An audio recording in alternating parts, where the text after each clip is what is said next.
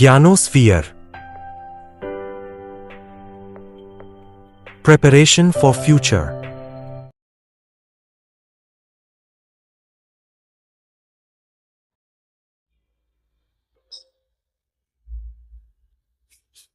કેમ છો વિદ્યાર્થી મિત્રો? હું પ્રતિક દેસાઈ, તમારા મેથ ગુરુ અને જ્ઞાનોસ્ફિયર આપ સૌનું સ્વાગત કરું છું. તો બેટા, આજે આપણે ભણવા જઈ રહ્યા છીએ ચેપ્ટર નંબર 10, એટલે કે આપણું વર્તુળ, જેનું આજે આપણે ભણવાના છીએ પીવાયક્યુ, એટલે કે 2023, 24 અને 25 છેલ્લા 3 વર્ષમાં પૂછાયેલા બધા જ ક્વેશ્ચનો, એટલે કે ચેપ્ટર નંબર 10 માંથી જેટલા પણ ક્વેશ્ચન છેલ્લા 3 વર્ષમાં પૂછાયેલા હશે એ બધા ક્વેશ્ચનનું સોલ્યુશન બેટા અહીં કરાવવામાં આવશે. તો ચાલો શરૂઆત કરીએ ચેપ્ટર નંબર 10 વર્તુળ. તો ચેપ્ટર નંબર 10 વર્તુળની શરૂઆત કરતા પહેલા આપણે એક વસ્તુ એ જાણી લઈએ કે સાહેબ એનો ગુણભાર કેટલા છે. તો ગુણભાર જાણતા પહેલા સૌથી પહેલા તમારે જે છે બેટા એક વસ્તુનું ધ્યાન રાખવાનું છે કે ગુણભારને વળગી રહેવાનું નથી. જો ગુણભારને વળગી રહેશો તો તમે જે છે આખું ચેપ્ટર શું કરશો તો કે સ્કીપ કરી નાખશો. કારણ કે બેટા એમાંથી જોવા જઈએ તો ચેપ્ટર નંબર 10 માંથી જનરલ વિકલ્પ વિના વાત કરો કે જનરલ વિકલ્પ સાથે વાત કરો, બરાબર? તો જનરલ વિકલ્પ વિના 5 માર્કનું અને જનરલ વિકલ્પ સાથે તમે વાત કરો તો 8 માર્કનું પૂછાય છે. પણ બેટા જ્યારે તમને સ્કીપનો ઓપ્શન આવે ને ત્યારે એ પેલા વિચારી લેવું કે સાહેબ આમાંથી જે છે મેઇન વસ્તુ કઈ પૂછાય છે. બેટા આ ચેપ્ટર જે છે એ સ્કીપ કરવા જેવું છે નહીં, કારણ કે આ જો કરશો તો સાવ સહેલું છે. ખાલી બેટા તમે જોવા જાવ ને તો બેઝિકમાં જે છે ઓલા ત્રિકોણ જે તમે જો આમાં રિવિઝન કર્યું હોય તો ખબર પડી જાય. તો પાયથાગોરસનો જે પ્રમેય છે ને એનો વધારે પડતો ઉપયોગ આવે છે. પછી એનો ઉપયોગ કરી અને કાટકોણ ત્રિકોણની 3 બાજુમાંથી 2 બાજુ આપી હોય તો ત્રીજી બાજુ શોધવાની હોય. તો આવા બધા પ્રકારના પ્રશ્નો આજે આપણે લઈને આવી રહ્યા છીએ આ સિરીઝમાં, એટલે કે ચેપ્ટર નંબર 10 વર્તુળમાં. તો ચાલો શરૂઆત કરીએ. તો એક સ્ટેપ આપણે બેટા જાશું. આપણે તમને ઓવરવ્યુ એક આપી દીધો, પણ આપણે ધીમે ધીમે એક સ્ટેપ જે છે ચડતું જવાનું છે. ચાલો તો સૌથી પહેલા એના ગુણભારની વાત કરી લઈએ. સાહેબ પીવાયક્યુ એટલે પ્રીવિયસ યર ક્વેશ્ચન 2023, 24, 25 ના. તો જોવા જઈએ તો સાહેબ આ જે ચેપ્ટર છે ને એ જનરલ વિકલ્પ વિના વાત કરીએ. જનરલ વિકલ્પ વિના. ચાલો જનરલ વિકલ્પ વિના કેટલા માર્કનું પૂછાય છે સાહેબ? 5 માર્કનું પૂછાય છે. અને જનરલ વિકલ્પ સાથે વાત કરો તો કેટલા માર્કનું પૂછાય છે? 8 માર્કનું પૂછાય છે. એટલે વિકલ્પ વિના 5, વિકલ્પ સાથે 8 માર્કનું પૂછવામાં આવે છે. તો ચાલો શરૂઆત કરીએ બોર્ડ પીવાયક્યુ 2025. ચાલો બોર્ડ પીવાયક્યુ 2025 માં સૌથી પહેલો દાખલો છે 11 નંબરનો દાખલો છે. આ નંબર એ છે ને ઘણીવાર આપણને ખબર પડી જાય કે કયા ચેપ્ટરનો પૂછેલો છે. 11 નંબરનો કયો છે સાહેબ? તો કે વર્તુળની અંદરના બિંદુમાંથી વર્તુળને ખાલી જગ્યા સ્પર્શકો દોરી શકાય. કેટલા માર્કમાં પૂછેલો છે? 1 માર્કમાં. અને કયો છે આ? VSQ કહેવાય. VSQ એટલે શું? એક ખાલી જગ્યા હોય અને અહીંયા તમને કૌંસમાં 3 જે છે જવાબ આપેલા હોય, એ 3 માંથી કોઈ પણ એક શું હોય? જવાબ હોય. તો હવે જો આનું સોલ્યુશન કરીએ આપણે તો એના માટે પેલા વર્તુળ દોરીએ. ચાલો વર્તુળ આ દોર્યું. જો હા સાહેબ વર્તુળ દોરાઈ ગયું. હવે તો વર્તુળની અંદરના બિંદુમાંથી જો આ ધારો કે વર્તુળ છે, આ એનું કેન્દ્ર છે O. આ વર્તુળની અંદરનું બિંદુ શું છે? P છે. તો વર્તુળના અંદરના ભાગમાંથી શું વર્તુળને તમે ગમે તે રેખા દોરો. જોવો જોઈએ આજે મેં રેખા દોરી તો એ શું ખાલી વર્તુળને એક અને માત્ર એક જ બિંદુમાં સ્પર્શે એવું કોઈ શક્ય બને? તો કે ના બને સાહેબ. કારણ કે જો બિંદુ વર્તુળની અંદર હોય તો ફરજિયાતપણે જો એમાંથી રેખા જ્યારે પસાર કરીએ ત્યારે ઓછામાં ઓછા કેટલા બિંદુમાં છેદે સાહેબ? તો કે 2 બિંદુમાં છેદે. તો આ છે ને સ્પર્શક નો થાય. શું થાય બેટા? છેદિકા થાય. શું થાય? છેદિકા. સ્પર્શક કોને કહેવાય? કે એવી કોઈ રેખા કે જે વર્તુળને માત્ર ને માત્ર એક જ બિંદુમાં સ્પર્શે એને સ્પર્શક કહેવાય. તો સાહેબ તમે અંદર બિંદુ રાખો તો એ જ્યારે તમે એનામાંથી રેખા પસાર કરો તો મિનિમમ કેટલા બિંદુમાંથી પસાર થાય રેખા? તો કે વર્તુળ પરના 2 બિંદુમાંથી પસાર થવાની અને થવાની જ છે. આથી આ જે છે છેદિકા બને, સ્પર્શક ન બને તો સ્પર્શકની સંખ્યા કેવી થઈ જશે બેટા? 0 થઈ જશે. કેવી થઈ જશે? 0. ચાલો સમજાઈ ગયું. ચાલો આગળ વધીએ. હવે ચાલો બીજો 1 માર્કનો પ્રશ્ન છે, વર્તુળને કેટલા સ્પર્શકો હોય? હવે જો સિમ્પલ કહું, સ્પર્શક એટલે શું? તો કે વર્તુળને એક અને માત્ર એક બિંદુમાં સ્પર્શે એવી કોઈ રેખા જે છે એને શું કહેવાય? સ્પર્શક કહેવાય. તો સાહેબ હવે હું એમ કહું કે આ વર્તુળ છે, જોજો કે સાહેબ આ વર્તુળ છે મારી પાસે, ચાલો આ વર્તુળ છે, તો આ વર્તુળ છે ને એ અસંખ્ય બિંદુઓનો સમૂહ છે. શું છે? અસંખ્ય બિંદુઓનો શું છે? સમૂહ છે. આ એનું કેન્દ્ર છે અને આ જો તમે જોવા જાવ તો આ વર્તુળ છે ને એ અસંખ્ય બિંદુઓનો શું છે બેટા? સમૂહ છે. જો આવી રીતે તમે ઘણા બધા બિંદુઓને એકબીજા સાથે જોડો ત્યારે શું બને છે? વર્તુળ બને છે. તો અહીંયાથી જો આ એક બિંદુમાંથી ધારો કે આપણે વાત કરીએ તો એક બિંદુમાંથી જો તમને વાત કરે તો એક જ સ્પર્શક મળે, પણ સાહેબ આખા વર્તુળને કેટલા હોય? તો કે વર્તુળ જે છે અનંત બિંદુઓનો સમૂહ છે, તો દરેક બિંદુએ એક સ્પર્શક, તો અનંત બિંદુ હોય તો કેટલા સ્પર્શક મળે? અનંત સ્પર્શક મળે. આથી આનો જવાબ શું આવે બેટા? અનંત આવે. શું આવે? અનંત. અનંત સ્પર્શકો હોય, ગણી ન શકાય એટલા સ્પર્શકો હોય, કારણ કે એક બિંદુએ એક સ્પર્શક મળે તો ઘણા બધા બિંદુએ ઘણા બધા સ્પર્શકો મળી શકે, એટલે અનંત સ્પર્શકો મળે. ચાલો એક સોરી 1 માર્કનો દાખલો શું થઈ ગયો બેટા? પૂરો થઈ ગયો. ચાલો હવે તો કે 3 માર્કનો દાખલો આવે છે. 3 માર્કનો દાખલો શું પૂછવામાં આવ્યો છે? જો કે સાબિત કરો કે વર્તુળના કોઈ બિંદુએ દોરેલ સ્પર્શ બિંદુમાંથી પસાર થતી ત્રિજ્યાને લંબ હોય છે.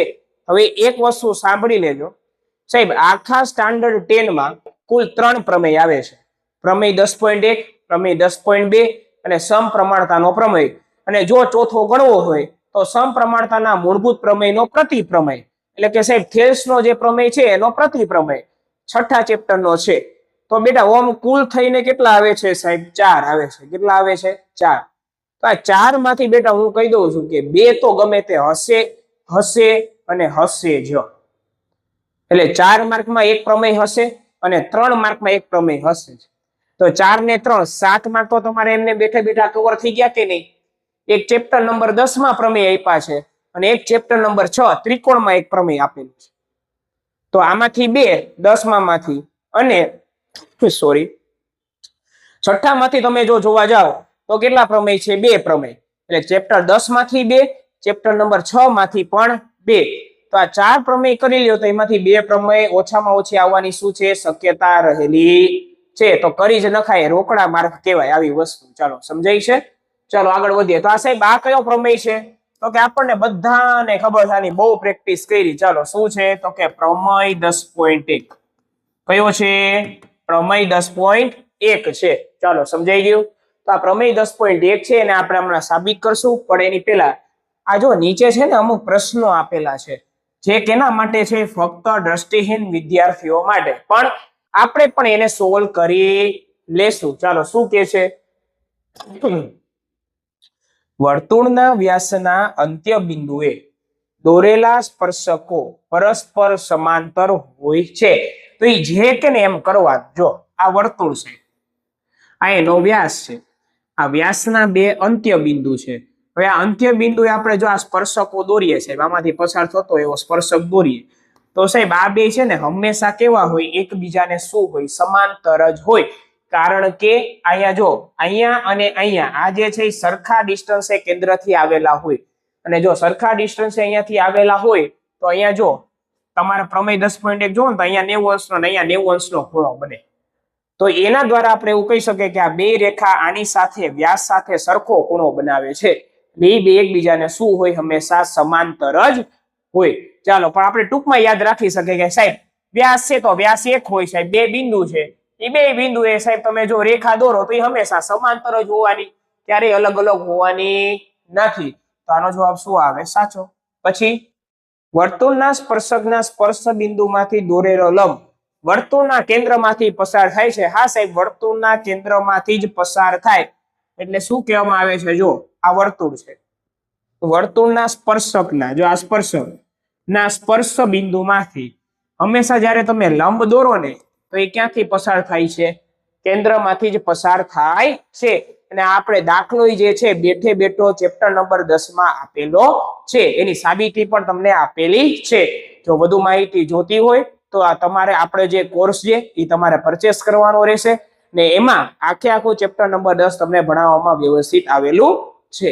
ચાલો હવે તો કે સાહેબ આગળ પછી વર્તુળને પરિગત સમાંતર બાજુ ચતુષ્કોણ સમબાજુ ચતુષ્કોણ છે. આઈ સાહેબ બેઠે બેઠો છે સાચું, કારણ કે તમને બેઠે બેઠો દાખલો જે છે એ આપેલો છે. તો ત્રણેયમાં શું આવશે બેટા? સાચું આવશે. ચાલો સમજાઈ ગયું બધાને? તો હવે 1 2 3 આ એમસીક્યુ હતા એ આપણે શું કરી નાખ્યા? સોલ્વ કરી નાખ્યા. ચાલો હવે આપણે 3 માર્કનો દાખલો સોલ્વ કરીએ. Answer number 43. ઓકે, તો બેટા હવે આપણે ભણવા જઈ રહ્યા છીએ આન્સર નંબર 43. તો નવા પેજ ઉપર બેટા હવે છે ને જો ખાસ મહત્વનું સાંભળજો કે હવે આપણે ભણવા જઈ રહ્યા છીએ બેટા પ્રમેય. તો પ્રમેય સૌથી પહેલા લખવો કઈ રીતે, એનું સાહેબ પ્રેઝન્ટેશન કઈ રીતે કરવું, તો આ બધી વસ્તુને તમારે શું કરવાની છે? નોટિસ કરવાની છે અહીંયા અને એને સમજવાની છે અને એક એક સ્ટેપ જે છે યાદ રાખતા જવાના છે. અને વિદ્યાર્થી મિત્રો એક વસ્તુ યાદ રાખજો કે પ્રમેયમાં થોડીક પણ બાંધછોડ જે છે એ ચાલશે નહીં, કારણ કે પ્રમેયમાં તમારે વિધાને પરફેક્ટ લખવું પડે, પક્ષ અને સાધ્ય તો પરફેક્ટ જ લખવા પડે. સાબિતીમાં કંઈક થોડાક એકાદ બે પોઈન્ટ જે છે આપણી રીતે લખી નાખ્યા હોય તો ચાલે, પણ ખરેખરમાં વિધાન, પક્ષ, સાધ્ય, સાબિતી, આકૃતિ આ જો બધી વસ્તુ જો તમારી પરફેક્ટ હોય ને તો પૂરેપૂરા માર્ક તમને મળતા કોઈ અટકાવી શકે નહીં. તો ચાલો સૌથી પહેલા શું કરવાનું એ આપણે સમજીએ. તો આન્સર નંબર 43 સૌથી પહેલા તો આપણે છે ને હેડિંગ મારીએ આન્સર નંબર 43. તમે બોર્ડના પેપરમાં હાસ્યાની આ બાજુ તમે જે છે એ આ હેડિંગ મારી શકો અથવા વચ્ચે જે છે હેડિંગ મારી શકો. ચાલો તો હવે સૌથી પહેલું કામ શું કરવાનું ખબર છે? વિધાન લખવાનું. ભલે મને સાહેબ જે છે પેપરમાં આપેલું છે છતાં પણ જે છે ને એ શું લખવું પડે? વિધાન લખવું પડે. ચાલો વિધાન શું હતું? તો કે વર્તુળને કોઈ એક બિંદુએ દોરેલો સ્પર્શક એ સ્પર્શ બિંદુમાંથી પસાર થતી ત્રિજ્યાને લંબ હોય છે. જોઈ લ્યો. અને જો યાદ ન આવે તો બેઠે બેઠો અહીંયાથી જોઈને લખી નાખવાનું, પણ હા હાવ બેઠે બેઠું પાછું નહીં કરવાનું. સાબિત કરો કે પાછા અમુક લોકો જી કે એવું હાવ કરવાનું નહીં. પાછી એટલી ખબર પડી જોઈએ કે અહીંયાથી સાહેબ સ્ટાર્ટ કરવાનું હોય, અહીંયાથી સ્ટાર્ટ કરવાનું હોય નહીં. બરોબર ને? ચાલો તો વર્તુળના કોઈ બિંદુએ દોરેલો સ્પર્શક તે લખવાનું કે વર્તુળના કોઈ બિંદુએ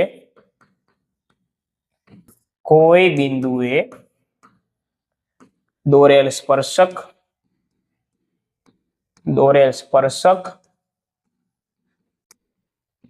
પછી અલ્પ વિરામ એ સ્પર્શ બિંદુમાંથી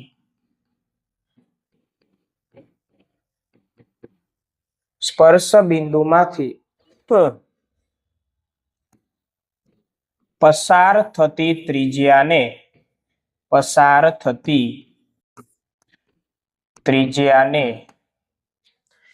લંબ હોય છે. પસાર થતી ત્રિજ્યાને લંબ હોય છે. વર્તુળના કોઈ બિંદુએ દોરેલો સ્પર્શક એ સ્પર્શ બિંદુમાંથી પસાર થતી ત્રિજ્યાને લંબ હોય છે. એટલે કે સ્પર્શક અને ત્રિજ્યા એકબીજાને શું હોય છે? લંબ હોય છે. એવું પ્રમેય 10.1 તમને કહેવા માંગે છે. તો સૌથી પહેલા એની આકૃતિ વ્યવસ્થિત દોરવાની. જોઈ લેજો કઈ રીતે આપણે દોરીએ છીએ. બરોબર? ચાલો સૌથી પહેલા જે છે વર્તુળ વ્યવસ્થિત દોરી નાખવાનું. પરિકર છે લઈ જવાનું, આજુબાજુ વાળાનું માંગવાનું નહીં એક્ઝામમાં ખાસ.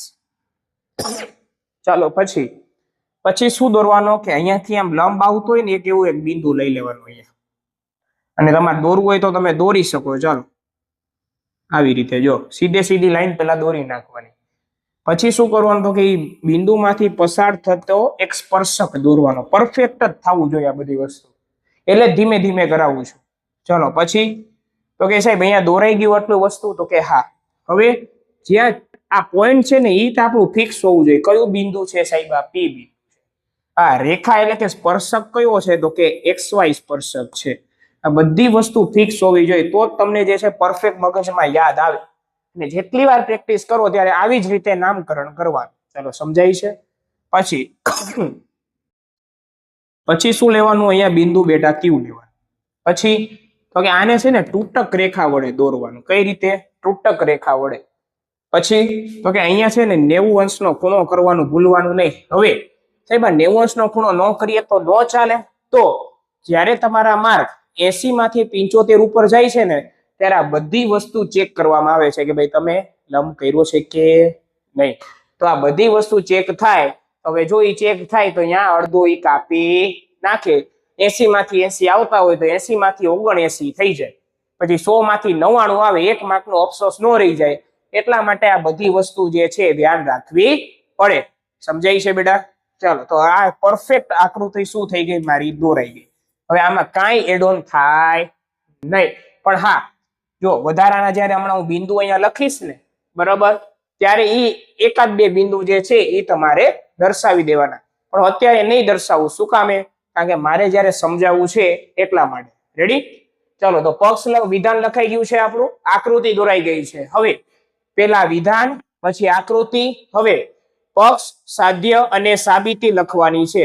ચાલો, એ નેક્સ્ટ પેજ ઉપર આવી જઈએ. પણ એની પહેલા પક્ષ તો અહીંયા લખવો છે, કારણ કે મારે શીખવાડવું છે એટલા માટે કે વિધાનમાં જ મારો પક્ષ રહેલો છે. કઈ રીતે સાહેબ? જોઈએ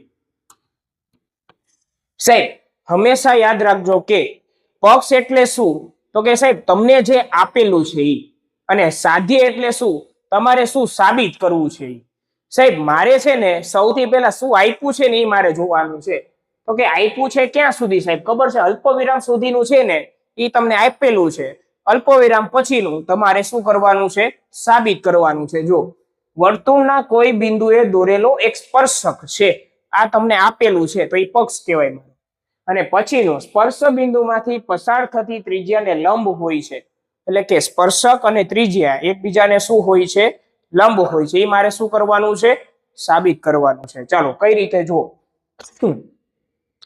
પક્ષ હવે જો તમને આમાંથી જ મળી જાય. શું કીધું છે?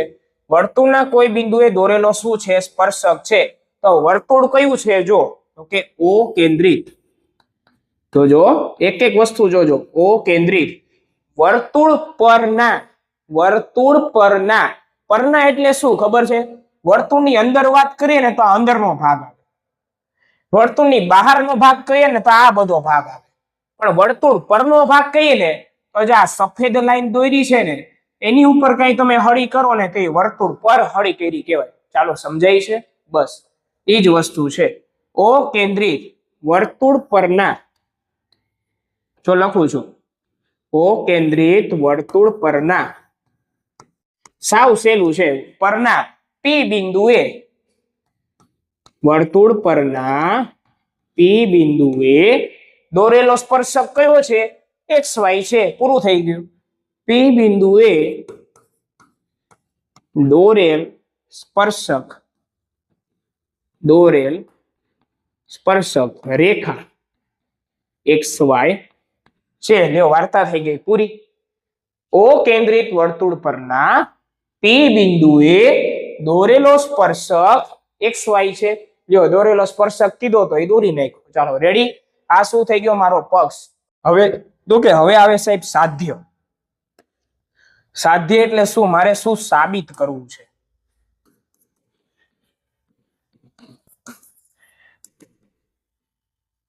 ચાલો, તો મારે શું સાબિત કરવું છે? તો કે સ્પર્શક અને ત્રિજ્યા એકબીજાને લંબ છે. તો સાહેબ સ્પર્શક કયો છે? તો કે સ્પર્શક મારો સાહેબ XY છે. જોજે, સ્પર્શક મારો XY છે અને મારી ત્રિજ્યા કઈ છે સાહેબ? OP છે. તો જો આને તમે આવી રીતે લખી શકો. પેલા આપણે OP લખીએ, ત્રિજ્યા લખીએ, બરોબર? ચાલો, રેખાખંડ OP એટલે કે મારી ત્રિજ્યા અને આ મારો શું છે સાહેબ? સ્પર્શક એટલે કે XY. આ બે એકબીજાને શું થાય છે? લંબ થાય છે. લંબની નિશાની આને ઊંધો ટી કહેવાય. કે એ બે વચ્ચે કેટલા અંશનો ખૂણો બને છે? 90 અંશનો ખૂણો બને છે સ્પર્શક અને ત્રિજ્યા વચ્ચે. તો એના માટે શું લખવું પડે? ઊંધો ટી લખવો પડે. હવે તમને એક પ્રશ્ન થાય, સાહેબ અહીંયા રેખાખંડ કયો, અહીંયા રેખા કઈ? તો અહીંયા તમે જો, તમને એમ થાય કે સાહેબ મારે બે જગ્યાએ સરખું રાખવું છે, તો અહીંયા રેખાખંડ XY લખો ને તોય કઈ ફરક પડતો નથી. તો શું થાય ખબર છે? જો રેખાખંડ XY ની વાત કરીએ ને તો X થી Y સુધીની વાત કરીએ છીએ એવી ખબર પડે, બાકી કાંઈ ફરક પડતો નથી. ચાલો, તો OP લંબ રેખાખંડ XY આવું મારે સાબિત કરવાનું છે. ચાલો, હવે સૌથી પહેલા આવશે સાબિતી. હવે આ વસ્તુ મેઇન છે, બાકીની બધી વસ્તુ તો સાહેબ સાવ સિમ્પલ છે. આને યાદ રાખવાનું છે આપણે એક એક સ્ટેપ. હવે જો સોરી, હવે બેટા જો Q બિંદુ છે ને અત્યારે ક્યાં છે? બારે છે. પણ સીધે સીધું તમને મન પડે કે સાહેબ મારે તો અહીંયા જ લેવું, એવું તમે લઈ શકો નહીં. તો આપણે કેવું પડે કે ધારો કે જો Q બિંદુ અંદરના ભાગમાં લઈએ અને Q માંથી પસાર થતી એક રેખા દોરીએ તો એ સ્પર્શક ન બને. શું કામે? કારણ કે બિંદુ અંદર હોય તો છેદિકા બની જાય સાહેબ. બારે જ મારે રાખવું પડે. ચાલો, સમજાય છે? તો બસ, તો રેખા આ જે બિંદુ Q છે એ વર્તુળના અંદરના ભાગમાં નથી, પણ ક્યાં છે? બહારના ભાગમાં છે. તો એની પહેલા આપણે શું કર્યું? જોવો જોઈએ, OQ રચો. આપણે શું છે? OQ દોરેલું છે. તો કે હા, પણ હવે એની પહેલા છે ને શું લખવું પડે? જો કે ચલો હવે તો કે P બિંદુએ દોરેલ સ્પર્શક રેખાખંડ XY છે. પછી તો કે રેખાખંડ XY પર P સિવાયનું બિંદુ Q લો. P સિવાયનું બિંદુ Q લો. હવે એના વિશે વાત કરવાની કે જો બિંદુ વર્તુળના અંદરના ભાગમાં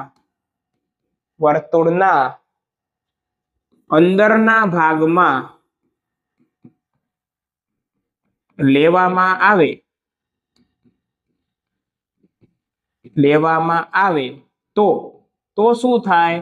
તો કે રેખાખંડ XY અથવા તો રેખા XY, ચાલો રેખાખંડ XY એ સ્પર્શક ન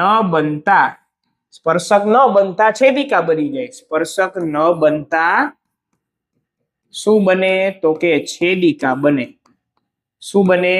છેદિકા બને. તો આથી બિંદુ Q એ બહારના ભાગનું બિંદુ છે. બિંદુ Q એ વર્તુળના બહારના ભાગનું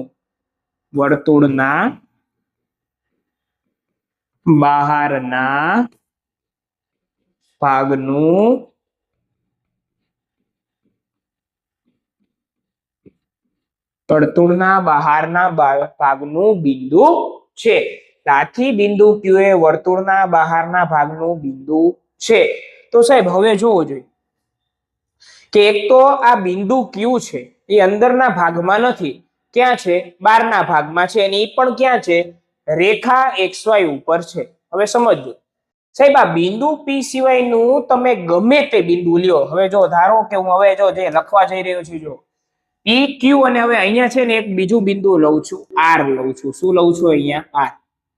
આ બિંદુ P સિવાયનું તમે ગમે તે બિંદુ લ્યો ને અને એને કેન્દ્ર સાથે જોડો ને તો એનું જે ડિસ્ટન્સ થાય, એટલે કે એનું જે અંતર થાય એ OP કરતા હંમેશા મોટું થાય. જો ગમે તે બિંદુ લ્યો, જો અહીંયા R લીધું તો R ને તમે જ્યારે જોડો તો એ જે ડિસ્ટન્સ થશે એ OP કરતા તો કેવું થશે બેટા? મોટું જ થશે. જો આ અહીંયા આટલું મોટું, પછી આટલું મોટું, આગળ લ્યો તો આટલું મોટું થતું જશે. પછી પાસે લ્યો તો જો PQR અને S બિંદુ કઈક અહીંયા લઉં છું. તો સાહેબ આ પણ જ્યારે તમે ડિસ્ટન્સ માપશો ત્યારે OP કરતા તો કેવું થશે? મોટું થશે. એટલે કે આ રેખા XY ઉપર આ P સિવાયનું તમે આ બાજુ ગમે તે બિંદુ લ્યો, આ બાજુ ગમે તે બિંદુ લ્યો, તો OP નું માપ જે છે એ શું થશે? સૌથી ઓછું થશે. એટલે કે આ બિંદુથી, એટલે કે કેન્દ્રથી આ સ્પર્શક સુધીનું અંતર સૌથી ઓછું કયું થશે બેટા? OP થશે.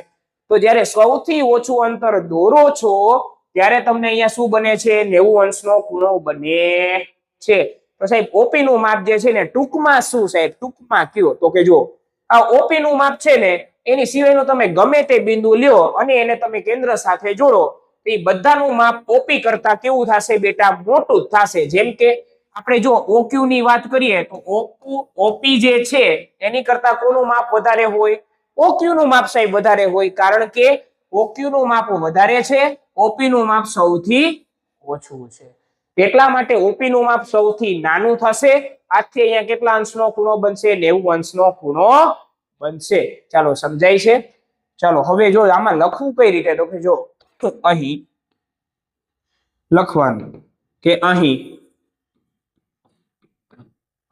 OP કરતા બધાનું માપ શું થાય છે સાહેબ? તો કે OQ એટલે કે Q સિવાયનું ગમે તે, એટલે કે P સિવાયનું ગમે તે બિંદુ લ્યો, OP કરતા એનું માપ કેવું થાય સાહેબ? હંમેશા વધારે થાય. એટલે અહીંયા આવા પ્રકારનું જોવા મળે છે. તો લખો જો OP રેખાખંડ OP રેખાખંડ OQ. તો આ કયા બિંદુ માટે શક્ય છે? તો કે આ P સિવાયના તમામ બિંદુઓ માટે સત્ય છે. તમામ બિંદુઓ માટે સત્ય છે. આથી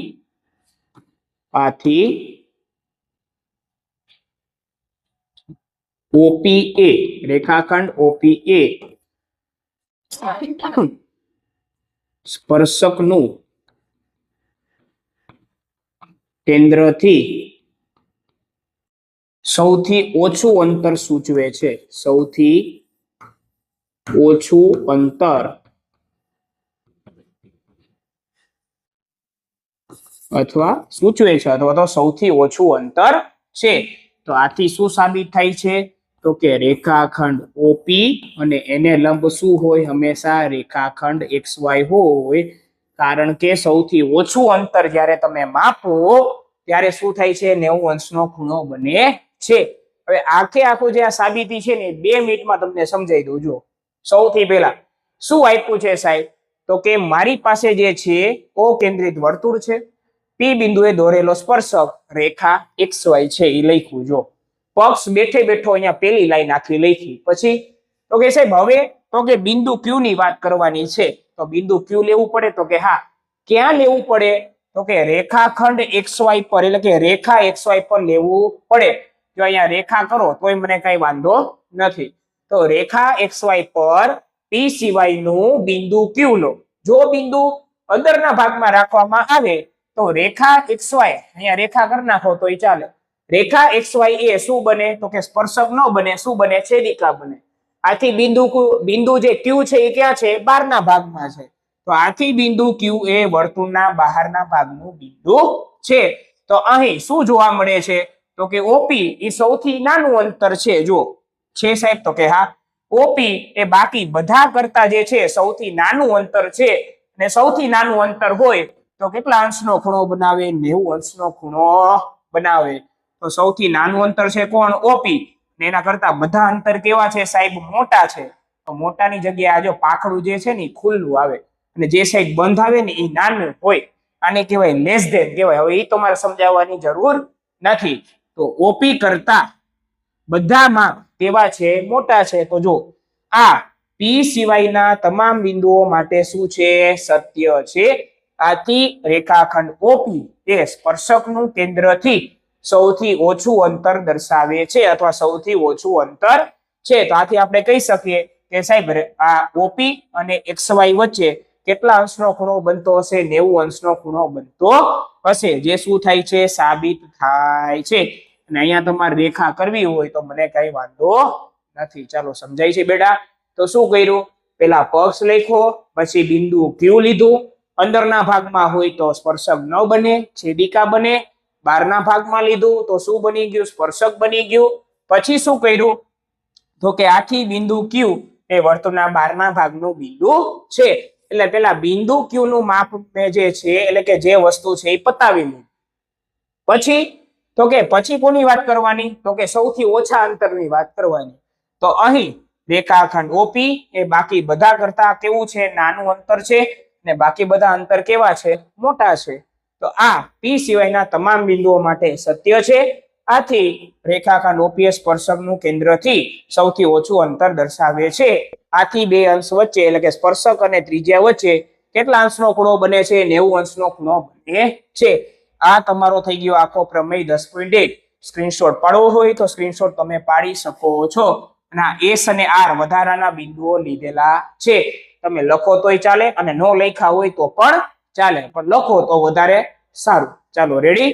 તો આવી રીતે લખવાનું છે. પેલા વિધાન, આકૃતિ, પક્ષ, પછી લખવાનું છે સાધ્ય, પછી લખવાનું છે સાબિતી. અહીં તમારો આન્સર નંબર 43 શું થાય છે બેટા? પૂર્ણ થાય છે. હવે આગળ વધીએ છીએ. Answer number 44. ચાલો જો, એ પણ કેટલા માર્કનો છે બેટા? 3 માર્કનો ક્વેશ્ચન પૂછેલો છે. તો ચાલો આ 3 માર્કના ક્વેશ્ચન ને જોઈએ. 2 જ મિનિટ, આવું છું.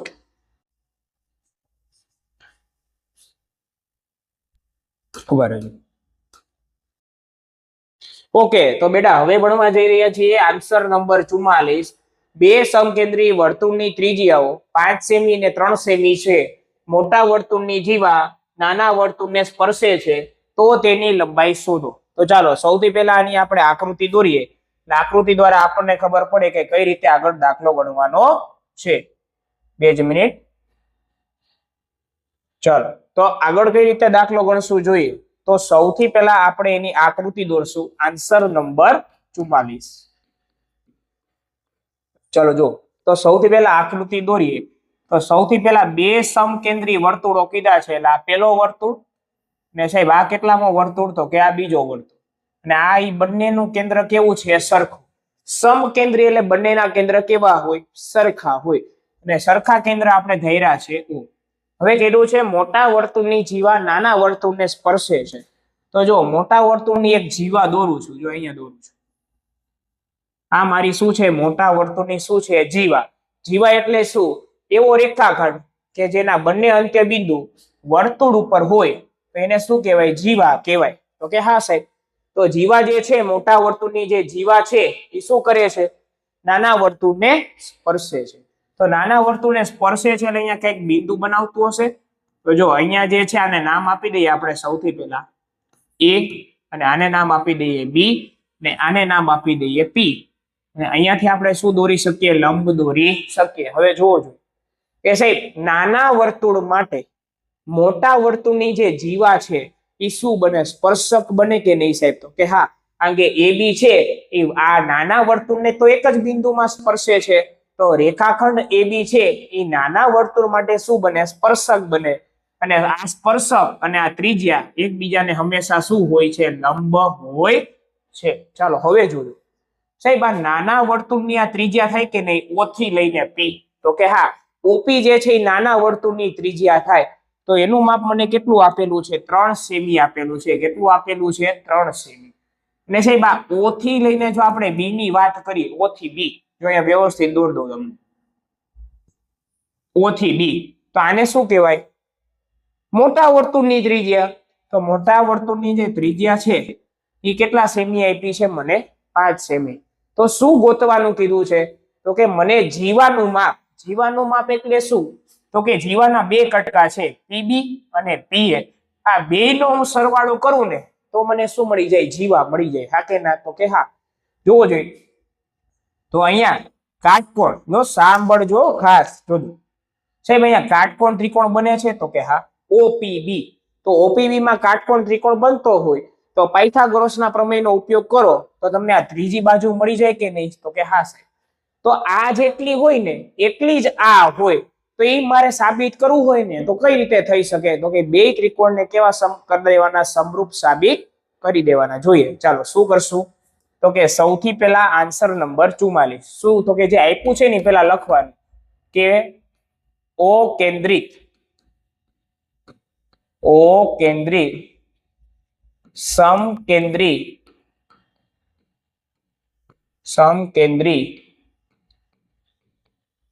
વર્તુળોની ત્રિજ્યાઓ ઓપી અને ઓબી છે. અને બીજી વસ્તુ તો કે રેખાખંડ એબી એ મોટા વર્તુળની જીવા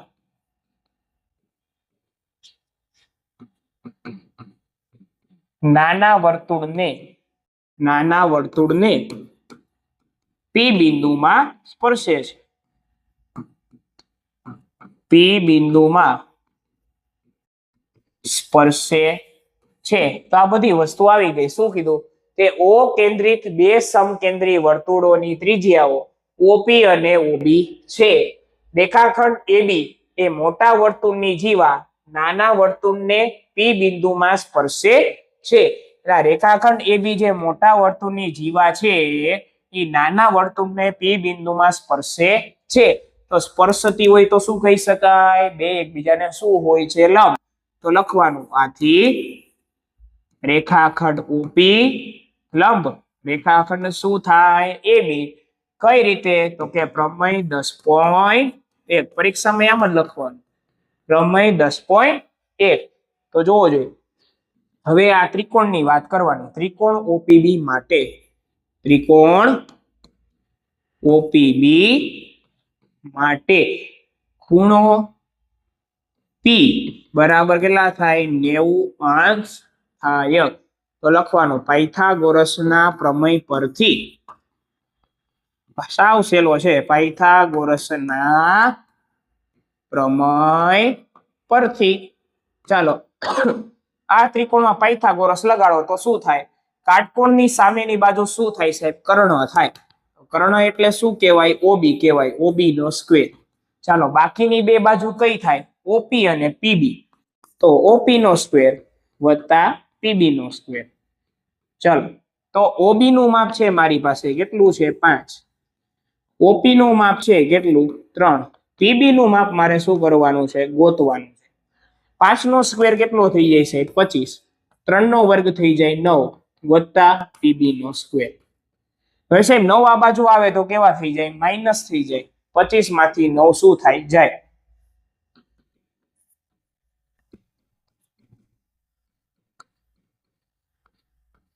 એને શું કહેવાય સાહેબ? PB square. 25 માંથી 9 જાય તો શું થાય? 16 થાય. હવે આને શું કહેવાય? PB square. પછી સરખી રીતે લખો એટલે શું થાય? પીબી નો સ્ક્વેર બરાબર 16 થાય. હવે તો કે સાહેબ વર્ગ છે સામે જાય તો વર્ગમૂળ થાય. વર્ગમૂળની અંદર 16. હવે શું થાય છે? તો કે 16 નું વર્ગમૂળ કેટલું થાય? 4 થાય. પીબી બરાબર આવી ગયા 4 સેમી. હવે જોવો જોઈએ તો કે પીબી બરાબર કેટલા આવ્યા સાહેબ? 4 સેમી આવ્યા. તો કે હા. હવે આ બે ત્રિકોણને જે છે મારે સમરૂપ સાબિત કરવા પડે. સમરૂપ સાબિત કરો. અહીંયા એક શું બને છે? ત્રિકોણ બને છે કે નહીં સાહેબ? તો કે હા. આ બે ત્રિકોણમાં જે સરખું હોય લખી નાખો એટલે બે ત્રિકોણ કેવા થઈ જાય? સમરૂપ થઈ જાય. ચાલો જોઈએ બે ત્રિકોણમાં કઈ કઈ વસ્તુ સરખી છે. પેલો ત્રિકોણ કયો? તો કે જુઓ ઓપીબી. બીજો ત્રિકોણ ઓપીએ. તો કઈ કઈ વસ્તુ સરખી છે જોવો જોઈએ. તો કે સાહેબ સૌથી પહેલા છે ને આ ઓબી અને ઓએ. શું કામે? શું છે? બે મોટા વર્તુળની ત્રિજ્યા કેવી હોય? સરખી જ હોય. તો આ 5 ની હોય તો આ શું હોય? 5 ની જ હોય. તો પેલો આવ્યો કર્ણ સરખો થયો. પછી બેયમાં શું છે સાહેબ? કાટખૂણો છે એટલે કા કા ક કાટખૂણો પછી કર્ણ અને સૂર્ય બા એટલે બાજુ. તો બાજુ કઈ સરખી છે સાહેબ? ઓપી. ઓપી બેયમાં કેવી છે? સામાન્ય બાજુ છે. તો 3 વસ્તુ સરખી થઈ ગઈ. તો શું થઈ ગયું? આ બે ત્રિકોણ કેવા થઈ ગયા? સમરૂપ થઈ ગયા. કઈ શરત પ્રમાણે? કાકબા શરત પ્રમાણે. કાટખૂણો સરખો થઈ ગયો, કર્ણ સરખો થઈ ગયો, બાજુ સરખી થઈ ગઈ. તો એવું કહી શકીએ કે આનું મૂલ્ય પણ આને બરાબર હોય. એટલે પીબી બરાબર શું હોય? પીએ. તો પીબી નું માપ 4 તો પીએ નું માપ પણ 4. ચાલો જો તો લખવાનું શું કે ત્રિકોણ શું છે? ઓપીબી અને ઓપીએ માટે ત્રિકોણ ઓપીબી અને ત્રિકોણ ઓપીએ માટે ચાલો કઈ કઈ વસ્તુ સમાન હતી? તો પેલા તો બેયના ત્રિજ્યાઓ ઓબી અને આની કઈ? તો કે ઓએ. ચાલો જો ઓબી બરાબર ઓએ. ઓબી બરાબર ઓએ. મોટા વર્તુળની શું છે? ત્રિજ્યાઓ છે. લખવાનું મોટા વર્તુળની ત્રિજ્યાઓ. મોટા વર્તુળની ત્રિજ્યા સમાન. ચાલો પછી કઈ વસ્તુ સરખી છે તો કે કાટખૂણો બેયમાં છે સાહેબ. કાટખૂણો ક્યાં છે તો ગાઈ રહ્યો OPA એટલે આ ખૂણો, OPB એટલે આ ખૂણો સાહેબ. એટલે OPA બરાબર OPB. પેલા લખશું OPB અને સામે લખશું OPA, કારણ કે પ્રમેય 10.1. ચાલો પછી તો કે બાજુ, કઈ બાજુ સરખી છે OP OP. તો બેયમાં OP OP શું છે સરખું છે.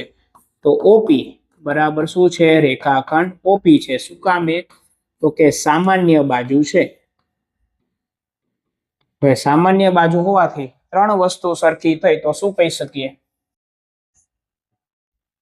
ત્રણ વસ્તુ સરખી થાય તો શું કહી શકો કે ત્રિકોણ OPB સમરૂપ છે ત્રિકોણ OPA. કઈ શરત પ્રમાણે તો કે આ જોવો જોઈએ આ કાટખૂણો, પછી આ શું હતું કર્ણ હતું. જો છે સાહેબ આ શું છે કર્ણ. કાટખૂણાની સામેની બાજુ કર્ણ કહેવાય. તો કાટખૂણો કર્ણ અને બાજુ. તો કાકબા શરત પ્રમાણે લખીએ કાકબા શરત પ્રમાણે આ બે કેવા થઈ ગયા સમરૂપ. આથી શું લખી શકીએ સાહેબ તો કે આનું મૂલ્ય આને બરાબર થાય એટલે PB બરાબર PA થાય. તો રેખાખંડ PB બરાબર રેખાખંડ PA થાય. ચાલો CPCT એટલે શું તો કે કોરેસ્પોન્ડિંગ પાર્ટ્સ ઓફ કોંગ્રુએન્ટ ટ્રાયેંગલ. એટલે કે બે સમરૂપ ત્રિકોણોના બીજી બધી બાજુ અને બીજા જે ખૂણા જે વૈધા છે એ પણ કેવા થાય એકબીજાને સરખા થાય એવું એ કહેવા માંગે છે. ચાલો તો PB બરાબર PA. તો PB નું માપ તો મારી પાસે રેડી છે. કેટલું છે સાહેબ 4. તો PA નું માપ શું થઈ ગયું મારી પાસે 4 થઈ ગયું સાહેબ. અને આને આપી દઈએ સમીકરણ નંબર 1. અહીંયા લખી નાખીએ ક્યાંથી આવ્યું તો કે સમીકરણ નંબર 1 પરથી. આથી PA બરાબર એ શું થઈ ગયા 4. તો ચાલો મોટા વર્તુળની શું મળી જાય હવે જીવા. તો મોટા વર્તુળની જીવાનું માપ શું થાય તો કે PA પ્લસ શું થાય PB થાય. કઈ રીતે તો કે જો સાહેબ આખી જીવા છે AB તો કે હા. તો એના બે કટકા PB અને PA. તો આ બે નો સરવાળો કરી નાખો એટલે તમને મળી જાય જવાબ. તો PA વત્તા PB એટલે 4 વત્તા 4 કેટલા થાય સાહેબ 8 થાય. 8 તમારો શું થઈ ગયો જવાબ. તો મોટા વર્તુળની જીવાનું માપ કેવું આવી ગયું 8. હવે જો એકમ આપેલો હોય તો તમારે એકમ લખવો પડે. સેમી આપેલો છે તો બધી જગ્યાએ તમારે સેમી લખવું પડે. ચાલો તો એક અહીંયા સેમી તો લખી દીધું છે. અહીંયા સેમી તમારે લખવું પડે અને અહીંયા સેમી લખવું પડે કે જેથી અડધો માર્ક તમારો કપાય નહીં. તો ચાલો શું કર્યું તો કે જો સૌથી પહેલા બરે દેખાડું શું તો કે સાહેબ અહીંયા કાટકોણ ત્રિકોણ બને છે. શું કામે કારણ કે અહીંયા સ્પર્શક છે આ ત્રિજ્યા છે બે વચ્ચે કેટલા અંશનો ખૂણો બને 90 અંશનો ખૂણો બને. હવે ત્રિકોણ છે સાહેબ કાટકોણ ત્રિકોણ તો શું પાયથાગોરસનો પ્રમેય લાગુ પડે. પાયથાગોરસનો પ્રમેય લગાડ્યો. બે બાજુ આપી હતી ત્રીજી બાજુ મળી ગઈ. બે બાજુ આપી હતી અને ત્રીજી બાજુ મળી ગઈ. ચાલો તો ત્રીજી બાજુ કઈ મળી સાહેબ PB.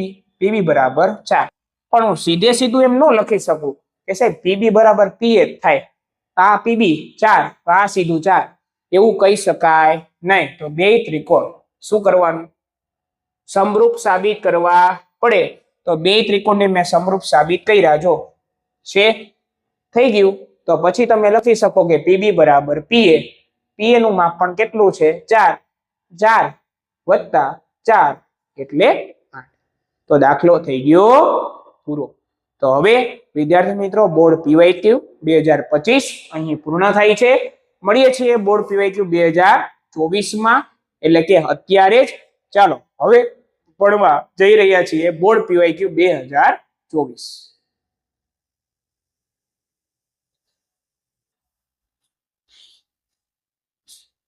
ઓકે તો બેટા હવે છે ને તો આની એક શોર્ટકટ ટ્રીક પણ છે. જો તમને આ જ પ્રશ્ન જો તમને MCQ માં પૂછાય બેટા તો MCQ માં કઈ રીતે કરવો એનું પણ આપણી પાસે એક સોલ્યુશન છે.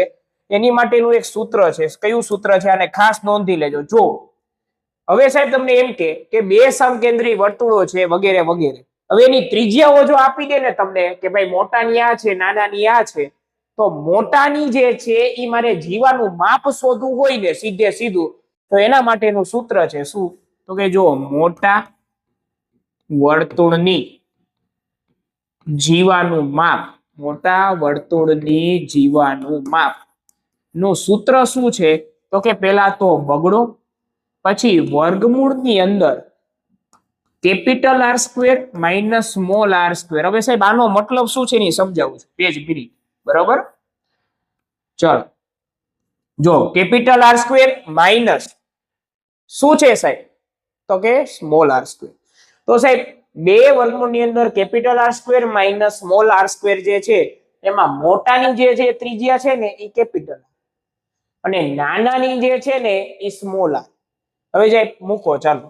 તો કે સાહેબ બગડાનો બગડો, ચાલો મોટો કોણ છે સાહેબ? તો કે પાંચડો, પાંચડાનો વર્ગ. નાનો કોણ છે? તો કે 3, 3 નો વર્ગ. અહીંયા શું મૂકવાની? ત્રિજ્યા જ મૂકવાની હો. હા એ યાદ રાખજો પાછું. ચાલો 5 નો વર્ગ શું થાય સાહેબ? 25. 3 નો વર્ગ શું થાય? 9. 25 માંથી 9 જાય તો કેટલા થાય સાહેબ? 16 થાય. તો 16 નું વર્ગમૂળ કેટલું થાય સાહેબ? 4 થાય. 2 ગુણ્યા 4 એટલે કેટલો જવાબ આવ્યો? 8. લ્યો દાખલો થઈ ગયો પૂર્ણ. તો સાહેબ આ સૂત્ર ખાસ નોંધી લેજો. આ સૂત્ર કોનું છે?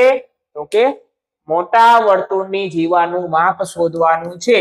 કયા કેસમાં? તો કે જ્યારે બે સમકેન્દ્રી વર્તુળોની વાત થતી હોય ત્યારે. તો મોટા વર્તુળની જીવાનું માપ શું મળે છે? તો કે બે વર્ગમૂળની અંદર capital R square minus small R square. તો આ સૂત્ર કેના માટે છે? માત્ર ને માત્ર એમસીક્યુ માટે છે. તમારે દાખલામાં જે છે ક્યાંય યુઝ કરવાનું નથી. ચાલો સમજાય છે બેટા? તો ચાલો બોર્ડ પીવાયક્યુ 2024 ભણતા પહેલા એક આ વસ્તુ નોંધી લેજો. હવે શરૂ કરીએ છીએ બોર્ડ પીવાયક્યુ 2024.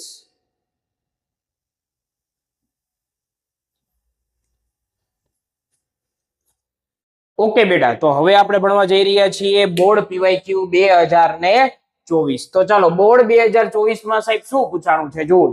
તો કે 11મો દાખલો છે અને સાહેબ કેટલા માર્કમાં પૂછાયેલો છે? 1 માર્કમાં જે છે ખાલી જગ્યા પૂછવામાં આવી છે. તે વર્તુળને વધુમાં વધુ ખાલી જગ્યા સમાંતર સ્પર્શક હોઈ શકે. બેઠે બેઠો ચોપડીનો દાખલો છે. ચોપડીનો જવાબ છે સાહેબ શું આવે જવાબ? તો કે 2 આવે. શું કામે સાહેબ? તો કે જો હું તમને શીખવાડું. ઘણા બધાનામાં કન્ફ્યુઝન જ થાય છે સાહેબ. જવાબ શું આવશે? 2. કઈ રીતે? તો કે જો, તો ધારો કે હું તમને એમ કહું છું કે સાહેબ આ વર્તુળ છે, આ વર્તુળ છે સાહેબ. આ વર્તુળને વધુમાં વધુ એટલે કે વધુમાં વધુ એવી કેટલી સંખ્યા આવે કે જેમાં સમાંતર સ્પર્શક હોઈ શકે? એટલે કે વધુમાં વધુ સમાંતર સ્પર્શક કેટલા મળે?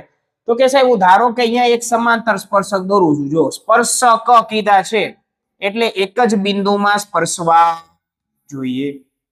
ચાલો તો 2 સ્પર્શક દોર્યા છે સાહેબ. તો કે હા. તો હવે સાહેબ તમને એમ થાય કે ચાલો ઓકે આ 2 તો સાહેબ સમાંતર સ્પર્શક જે છે એ આવી ગયા. હવે તો કે સાહેબ અહીંયા ન દોરી શકાય? તો કે સાહેબ દોરી શકાય, પણ બેટા તમે આ જે હેન્ડલ છે, ધારો કે આને હેન્ડલ સમજો તમારી ગાડીનું.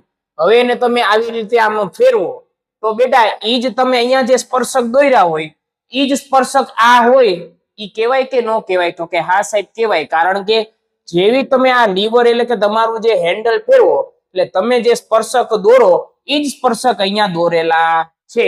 તો વર્તુળને વધુમાં વધુ બેટા કેટલા સ્પર્શકો હોય છે? 2 જ સ્પર્શકો હોય છે. પણ કેવા?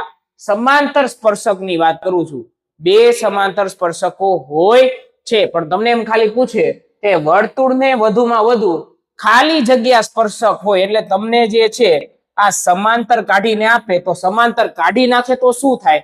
તો કે અનંત સ્પર્શકો મળે. ચાલો સમજાય છે બેટા? ચાલો હવે આગળ વધીએ. તો આનો જવાબ શું આવશે? 2 આવશે. ચાલો હવે તો કે સાહેબ 1 માર્કમાં પૂછેલો છે 18મો ક્વેશ્ચન. શું છે ચાલો જોઈએ. વર્તુળની અંદર આવેલા બિંદુમાંથી વર્તુળને કેટલા સ્પર્શકો મળે જ? હવે જોવો જોઈએ. આની વાત આપણે ક્યાંક કરી ગયા છીએ. ક્યાં કરી ગયા છીએ? ચાલો મને કયો જોઈએ. તો કે આપણે પ્રમેય 10.1 ભણ્યાતા સાહેબ? તો કે હા ભણ્યાતા. તો આ પ્રમેય 10.1 માં જ આપણે બધી ચર્ચા કરી છે. શું? તો કે ધારો કે સાહેબ આ વર્તુળ છે. આ વર્તુળની અંદર આપણે ક્યાંક ધારો કે એક બિંદુ લઈએ છીએ. જો આ બિંદુ, તો વર્તુળના અંદર આવેલા બિંદુમાંથી આમાંથી તમે કેટલા સ્પર્શકો દોરી શકો? તો તમે જ્યારે સાહેબ આ બિંદુમાંથી કોઈ પણ રેખા પસાર કરો ને તો એ ક્યારેય સ્પર્શક ન મળે. શું બને બેટા? છેદિકા બને. શું બને? છેદિકા. કારણ કે એ હંમેશા એ જે રેખા છે એ વર્તુળને કેટલા બિંદુમાં હંમેશા છેદે? તો કે બે બિંદુમાં છેદે. અને સાહેબ બે બિંદુમાં જો રેખા સ્પર્શ કરે એટલે કે છેદે તો એ છેદિકા કહેવાય. પણ જો એક બિંદુ એટલે કે વર્તુળ પરનું બિંદુ કીધું હોય તો વર્તુળ પરના બિંદુમાં જો આપણે જોવા જઈએ તો તમને સ્પર્શકો મળે. કારણ કે એક બિંદુમાંથી જ્યારે પસાર થાય એ રેખાને શું કહેવાય? સ્પર્શક કહેવાય. અને સાહેબ આ છેદિકા જે છે એ હંમેશા વર્તુળને કેટલા બિંદુમાં છેદે છે? બે બિંદુમાં છેદે છે. એટલે જો બિંદુ તમે વર્તુળના અંદરના ભાગમાં લ્યો તો એ ક્યારેય સ્પર્શક બને નહીં, અને સ્પર્શક ન બને પણ શું બની જાય? છેદિકા બની જાય. ચાલો સમજાય છે બેટા? તો અહીંયા જો 18મો પ્રશ્ન પૂરો થાય છે. તો અહીંયા લખી નાખીએ કે કેટલા સ્પર્શકો મળે? તો કે એક પણ નહીં. તમારે પણ શું લખવાનું છે? એક પણ નહીં. અને કારણ કે એમાં દર્શાવવું હોય તો દર્શાવી શકો કે કારણ કે જો બિંદુ વર્તુળના અંદરના ભાગમાં હોય તો એ સ્પર્શક ન બનતા છેદિકા બને. તો એવું તમે લખી શકો છો. ચાલો 1 માર્કનો ક્વેશ્ચન શું થાય છે બેટા? પૂર્ણ થાય છે. ચાલો આગળ વધીએ. કેટલા માર્કનો ક્વેશ્ચન છે હવે જોવો જોઈએ? 3 માર્કનો ક્વેશ્ચન છે. કેટલા માર્કનો ક્વેશ્ચન છે? 3 માર્કનો ક્વેશ્ચન છે. તો ચાલો એને પહેલા જોઈએ શું માંગ્યું છે મારી પાસે. કે સાબિત કરો કે, જો કેટલામો પ્રશ્ન છે? 43મો. સાબિત કરો કે વર્તુળની બહારના બિંદુમાંથી વર્તુળને દોરેલા સ્પર્શકોની લંબાઈ સમાન હોય છે. તો સાહેબ આ શું છે? તો કે મારો પ્રમેય 10.2. શું છે? તો કે મારો પ્રમેય 10.2 છે. તો ચાલો બેટા આપણે પ્રમેય 10.2 સોલ્વ કરવાનો છે. તો સૌથી પહેલા મેં તમને કીધું છે શું? તો કે કોઈ પણ પ્રમેય આવે ત્યારે સૌથી પહેલા શું લખવાનું? તો કે વિધાન લખવાનું. સાહેબ શું લખવાનું? વિધાન. તો ચાલો વિધાન તો તમને બેઠે બેઠું આપી દીધેલું છે. તો વિધાન લખી નાખીએ બેટા. આન્સર. ચાલો આન્સર જે છે એ આપણે લખી નાખીએ. તો સૌથી પહેલા આપણે વિધાન લખશું. વિધાન. જો વિધાન. ચાલો વિધાન શું આપેલું છે? વર્તુળની બહારના બિંદુમાંથી. હવે સાંભળજો બેટા, આ તો તમને વિધાન આપેલું છે પણ તમને જે છે આ વિધાન પણ યાદ હોવું જરૂરી છે. ઘણીવાર એમ કહી દે કે ભાઈ પ્રમેય 10.2 લખો, સીધે સીધું કહી દે તો તમારે બેટા વિધાનની જાતે લખવું પડે. નહીતર વિધાનનો જે છે એ અડધો માર્ક શું થઈ જાય બેટા? કપાઈ જાય. તો આપણે એક પણ માર્ક કપાવા દેવાનો નથી. એટલા માટે મને વિધાન આવડવું જરૂરી છે. ચાલો સમજાય છે? ચાલો વિધાનમાં આપણે કરીએ. વિધાન શું છે? તો કે વર્તુળની બહારના બિંદુમાંથી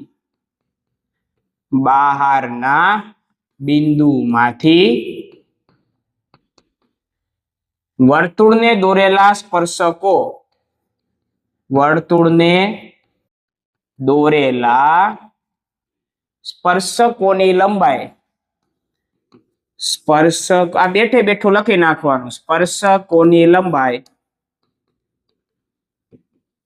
શું હોય છે? સમાન હોય છે. ચાલો સમાન હોય છે. હવે મેં કીધું છે શું કે સાહેબ વિધાન લખાઈ જાય ને પછી શું કરવાનું સાહેબ? તો કે વિધાન પછી નીચે તમારે આકૃતિ દોરવાની છે. શું દોરવાની છે બેટા? આકૃતિ. તો આકૃતિ વ્યવસ્થિતપણે દોરવાની. ચાલો જો હું કઈ રીતે દોરું છું એ ખાસ જોજો તમે. બરાબર? તમે પણ જુદી જુદી પેનનો ઉપયોગ કરજો, પણ તમારે કેમાં? તો કે નામ લખવામાં. પણ આકૃતિ તો પેન્સિલથી જ દોરવાની છે. ચાલો સમજાય છે? હવે સૌથી પહેલા આપણે વર્તુળ દોરી લેવાનું. પછી શું કરવાનું ખબર છે? અહીંયા સૌથી પહેલા કરી લેવાનું કેન્દ્ર.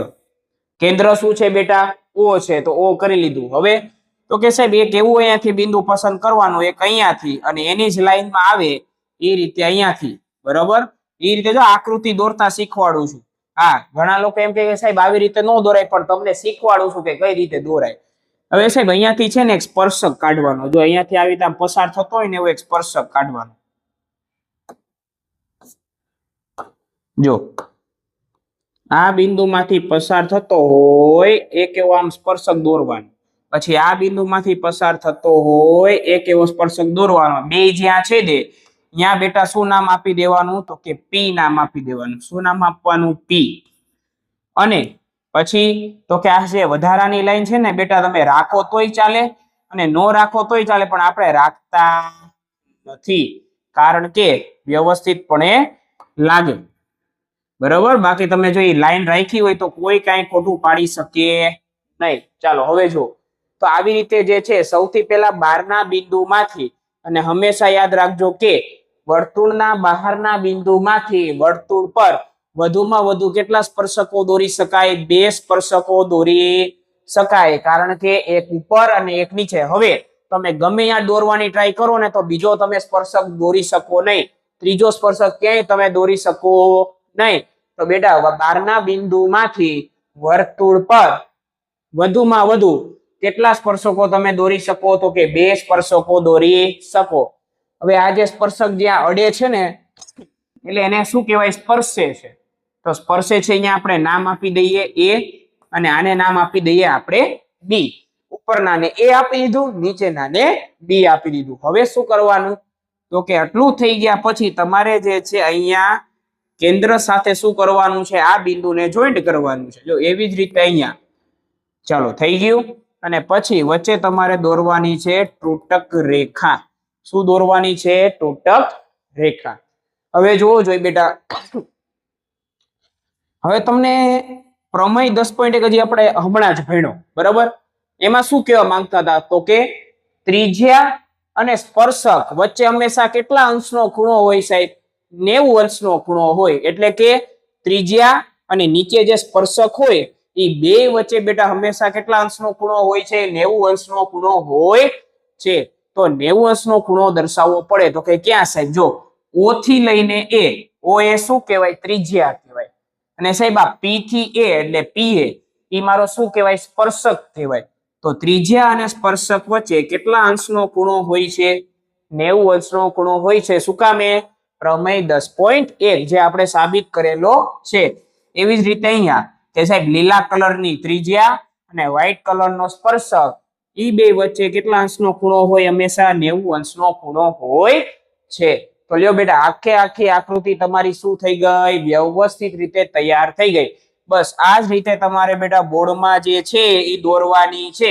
ચાલો સમજાઈ ગયું? તો પેલા વિધાન, પછી આકૃતિ. હવે આપણે લખશું પક્ષ. ચાલો શું લખશું બેટા? પક્ષ. હવે જોજો પક્ષ કઈ રીતે લખાય.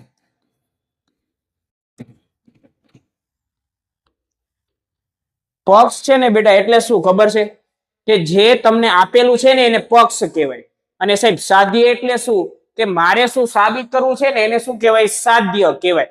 તો કે સાહેબ પક્ષ એટલે કે સાહેબ આપેલું હોય ને એને પક્ષ કહેવાય. તો શું આપેલું છે જોવો જોઈએ. તો કે વર્તુળની બહારના બિંદુમાંથી વર્તુળને દોરેલા સ્પર્શકો છે.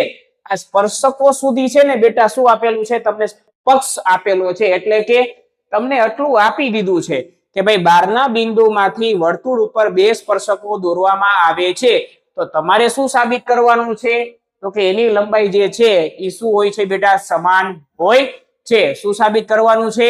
એની લંબાઈ સમાન હોય છે. બસ એટલું બેટા તમારે સાબિત કરવાનું છે. તો ચાલો જે આપ્યું છે એ શું છે કે ભાઈ વર્તુળનો બહારના ભાગના બિંદુમાંથી 2 સ્પર્શકો દોરવામાં આવે છે. એ મારા સ્પર્શકો એટલે કે મારો પક્ષ છે સાહેબ. તો લખો કઈ રીતે? તો કે જો થોડુંક છે ને સારી ભાષામાં લખવાનું. શું? તો કે O કેન્દ્રિત વર્તુળ છે એટલે લખવાનું O કેન્દ્રિત વર્તુળ. O કેન્દ્રિત વર્તુળ. પછી બહારનું બિંદુ કયું છે? તો કે P. તો O કેન્દ્રિત વર્તુળના બહારના ભાગના બિંદુ P માંથી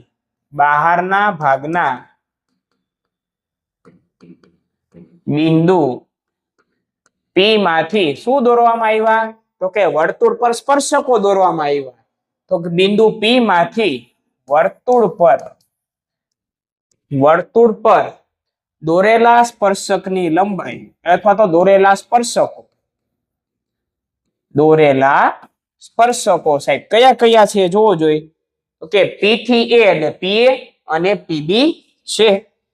ચાલો તો સ્પર્શકો રેખાખંડ PA, રેખા કરો તોય ચાલે હો, અને રેખાખંડ PB છે. ચાલો સમજાય છે. જો તે O કેન્દ્રિત વર્તુળના બહારના ભાગના બિંદુ P માંથી વર્તુળ પર દોરેલા સ્પર્શકો PA અને PB છે. મગજમાં આકૃતિને યાદ કરતી રહેવાની. ચાલો હવે તો કે સાહેબ સાધ્ય. ચાલો તો કે સાધ્ય લખીએ. તો સાધ્ય શું કે છે સાહેબ? તો કે શું સાબિત કરવું છે? તો કે સ્પર્શકોની લંબાઈ સમાન સાબિત કરવાની છે. તો સ્પર્શકો કયા છે? PA અને PB. ઈ બેને શું કરવાના છે? તો કે સરખા સાબિત કરવાના છે. એનો મીનિંગ એવો, શું સાબિત કરવાનું છે કે બહારના બિંદુમાંથી જે તમે સ્પર્શકો દોરો છો એની લંબાઈ આ બેયની કેવી હોય છે? સમાન હોય છે.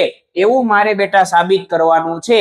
તો સાબિત છે ને હંમેશા છેલ્લે, સાબિત જે કરવાનું હોય ને એ હંમેશા ક્યારે પેલા આવે નહીં. સાબિતીમાં ક્યાં આવે? હંમેશા છેલ્લે આવે. એટલે એક વસ્તુ યાદ રાખજો. ચાલો હવે જો સાવ સહેલું છે. જો હવે શું આવે છે બેટા? સાબિતી. શું આવે છે? સાબિતી. તો સાબિતીમાં સૌથી પહેલા શું કરવાનું? તો કે જે આપ્યું છે ને એ લખવાનું. કે સાહેબ શું આપ્યું છે? તો કે O કેન્દ્રિત વર્તુળના, પક્ષ તો લખવાનો જ, O કેન્દ્રિત વર્તુળના બહારના બિંદુ P માંથી, બહારના બિંદુ P માંથી વર્તુળ પર દોરેલા સ્પર્શકો, વર્તુળ પર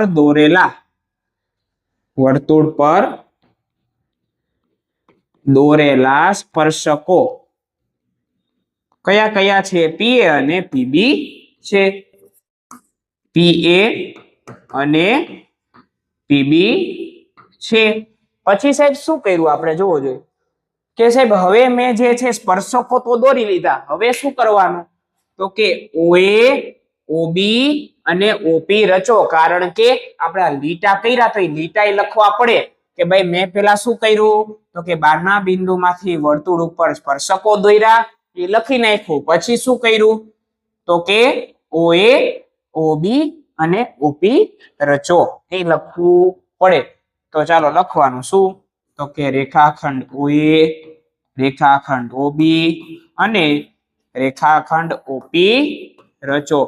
હવે જે છે બેટા સાબિતી સ્ટાર્ટ થશે. સાવ સહેલું. જો સાહેબ તમને બે ત્રિકોણ દેખાય છે? તો કે હા મને તો દેખાય. તમને દેખાય છે? જો કે OAP આ પેલો ત્રિકોણ. ચાલો અહીંયા જે છે લીટો થઈ ગયો એટલે ક્યુ જેવું લાગતું હશે તમને. ચાલો જો O રેડી, OAP આ શું છે સાહેબ? તો કે પેલો ત્રિકોણ છે. હા કે ના? તો કે હા. બીજો ત્રિકોણ OBP, OAP પેલો ત્રિકોણ, OBP બીજો ત્રિકોણ. હવે મને કયો જોઈએ એમાંથી તમને કઈ કઈ વસ્તુ સરખી લાગે છે? 1 મિનિટ વિચાર કરો. કોના કોના માપ સરખા છે? હવે જો આ બે ત્રિકોણને તમારે જુદા જુદા જોવાના. પેલા ઉપરનાને જોવાનો, પછી નીચેના ત્રિકોણને જોવાનો. ચાલો જુઓ ખાલી કે કઈ કઈ વસ્તુ બંનેમાં સમાન છે, સમાન માપ વાળી છે. હું થોડીક વાર 1 મિનિટ સાઈડમાં જાઉં છું. ચાલો જો પછી જ આપણે આગળ વધવું છે. પ્રમેય તમને અહીંયા ને અહીંયા યાદ રહી જવો જોઈએ.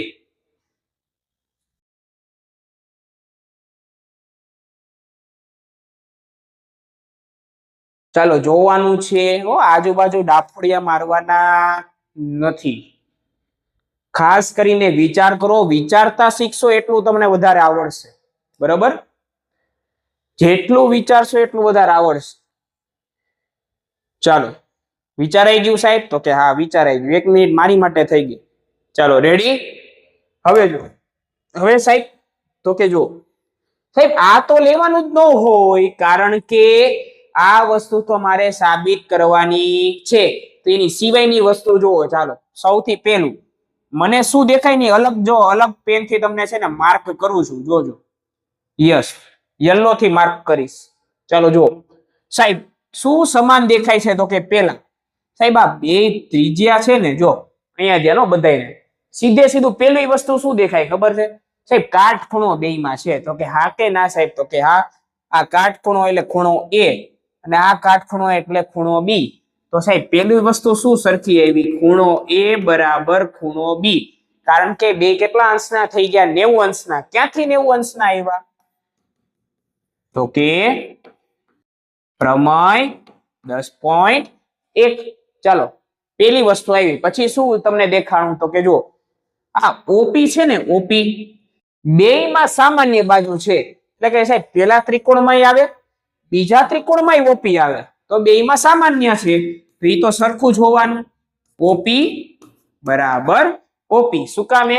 સામાન્ય બાજુ. ચાલો હવે તો કે સાહેબ આ ત્રિજ્યા જો ઓએ અને આ શું છે? ઓબી છે. એટલે કે ઓએ બરાબર ઓબી. શું કામે? એક જ વર્તુળની ત્રિજ્યાનું માપ શું હોય છે? સમાન હોય છે. કઈ ત્રિજ્યામાં કઈ ફેરફાર થાય નહીં. ચાલો તો સાહેબ શું થઈ ગયું? ઓએ બરાબર ઓબી. તો એક જ વર્તુળની ત્રિજ્યાઓ છે. ચાલો સમજાઈ ગયું. તો જોવો જોઈએ શું થયું. તો કે સાહેબ પેલા શું લીધું તમે? તો કે કાટખૂણો લીધો. હા સાહેબ બેમાં કાટખૂણો. હવે કાટખૂણાની સામેની બાજુ હોય ને એને કર્ણ કહેવાય. એટલે ઓપી મારો શું થાય? કર્ણ થાય. તો બીજું શું લીધું સાહેબ? કર્ણ એટલે ક. અને સાહેબ પછી શું લીધી? તો કે સાહેબ આ ત્રિકોણની બાજુ કહેવાય. તો સાહેબ આ બા લીધું એટલે કે બા. તો કાકબા શરત પ્રમાણે આ બે ત્રિકોણ કેવા થઈ ગયા? સમરૂપ થઈ ગયા. તો સમરૂપ થાય તો બાકીની બધી વસ્તુ પણ કેવી થાય? સમાન થાય. આથી આપણે એવું કહી શકીએ કે પીએ બરાબર શું થાય બેટા? પીબી થાય. એટલે શું થઈ ગયું ખબર છે? આ બે ત્રિકોણ સમરૂપ થઈ ગયા. સમરૂપ એટલે કે શું સાહેબ? તો કે એને અનુરૂપ ખૂણા અને અનુરૂપ બાજુઓ કેવી થઈ ગઈ? સરખી થઈ ગઈ. ત્રણ વસ્તુ તમે સરખી સાબિત કરો તો બાકીની ત્રણ વસ્તુ કેવી થઈ જાય? ઓટોમેટિકલી સરખી સાબિત થઈ જાય. એટલે સાહેબ આ પેલા ત્રિકોણની આ બાજુ અને બીજા ત્રિકોણની આ બાજુ બે કેવી થઈ જાય? સરખી થઈ જાય. એટલે પીએ બરાબર પીબી થઈ જાય. સમજાય છે? તો બે ત્રિકોણ સમરૂપ થયા. કઈ શરત પ્રમાણે? તો કે કાકબા શરત પ્રમાણે. આથી આપણે શું કહી શકીએ? તો કે પીએ બરાબર પીબી. ચાલો સમજાય છે બેટા? બસ આ જ વસ્તુ આપણે અહીંયા લખવાની છે. સાવ સહેલી.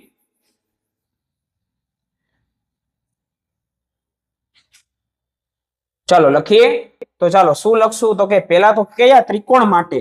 ચાલો જુઓ કયા ત્રિકોણ માટે સાહેબ તમે વાત કરો છો? કે ઓએપી અને બીજો ત્રિકોણ ઓબીપી. એટલે લખવાનું કે ત્રિકોણ ઓએપી અને ત્રિકોણ ઓબીપી માટે હવે કઈ ત્રણ વસ્તુ સમાન? તો કે પેલા બેયમાં કાટખૂણો છે. એટલે ખૂણો એ બરાબર ખૂણો બી. જો અહીંયા લખવાનું હવે ખૂણો એ બરાબર ખૂણો બી. કઈ રીતે સાહેબ? તો કે પ્રમેય 10.1. બરાબર. ચાલો પછી શું દેખાણું સરખું? તો કે સાહેબ કર્ણ એટલે કે ઓપી. ઓપી બેયમાં કેવું છે સાહેબ? સરખું છે. એટલે શું થઈ ગયું? ઓપી બરાબર ઓપી. શું કામે? તો કે સામાન્ય બાજુ. ચાલો પછી તો કે સાહેબ ત્રિજ્યા ઓએ બરાબર ઓબી. તો લખવાનું સાહેબ ઓએ બરાબર ઓબી. કારણ કે એક જ વર્તુળની ત્રિજ્યા છે. ચાલો એક જ વર્તુળની શું છે બેટા? ત્રિજ્યા છે. બસ આટલી વસ્તુ બેટા તમારે યાદ રાખવાની છે. બાકી પ્રમેય શું થઈ ગયો? પૂરો. ચાલો જો હવે સાહેબ શું ખાલી લખવાનું કે બે ત્રિકોણ. જો સાંભળજો, બે ત્રિકોણ એટલે ત્રિકોણ ઓએપી અને બીજો ત્રિકોણ ઓબીપી. બે કેવા થઈ ગયા બેટા? સમરૂપ થઈ ગયા. તો સમરૂપ કઈ શરત પ્રમાણે થયા? તો કે કાકબા શરત પ્રમાણે.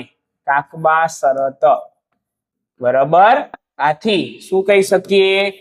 કે આથી શું થાય? તો કે પીએ નું મૂલ્ય એ પીબી ને બરાબર થાય. કૌંસમાં લખી નાખવાનું સીપી સીટી. એટલે શું?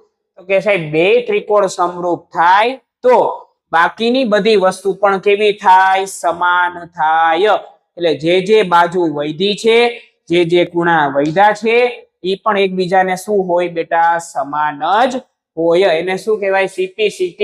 જો CPCT નું ફૂલ ફોર્મ જોવા જાવ તો શું થાય કોરેસ્પોન્ડિંગ પાર્ટ્સ ઓફ કોંગ્રુએન્ટ ટ્રાયેંગલ. ઓહો સાહેબ ઘણું બધું ઇંગ્લિશ થઈ ગયું કે ના સાહેબ સાંભળો કોરેસ્પોન્ડિંગ પાર્ટ્સ એટલે કે એક ત્રિકોણનો બીજા ત્રિકોણની સાથે જે છે તમે જ્યારે સરખાવો તેને અનુરૂપ બાજુ અને અનુરૂપ ખૂણાઓ CT એટલે કે કોંગ્રુએન્ટ ટ્રાયેંગલ. કોંગ્રુએન્ટ એટલે કે સમરૂપ ત્રિકોણો.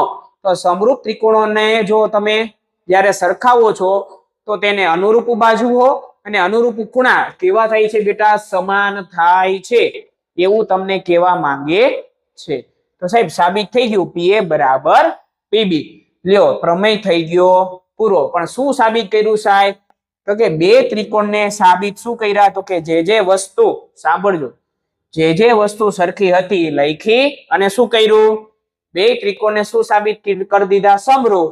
આથી શું પ્રૂવ થઈ ગયું તો કે બંને સ્પર્શકો જે છે એની લંબાઈ કેવી હોય છે બેટા સમાન હોય છે. એટલે કે કોઈ પણ વર્તુળ છે એને તમે 12 ના બિંદુમાંથી જ્યારે બે સ્પર્શકો દોરો છો ત્યારે આ બંનેનું માપ કેવું થાય છે સમાન થાય છે.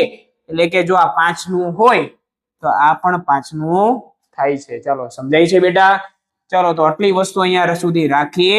તો આ શું થઈ ગયું બેટા મારો પ્રમેય 10.2 એટલે કે આપણો પ્રમેય 10.2 શું થઈ ગયો પૂર્ણ થઈ ગયો. ચાલો એક વખત આખો જોઈ લઈએ કે પેલા વિધાન પછી આકૃતિ પછી બે ત્રિકોણ પછી તો કે સાહેબ પક્ષ શું આપ્યું છે પછી સાધ્ય એટલે કે શું સાબિત કરવું છે.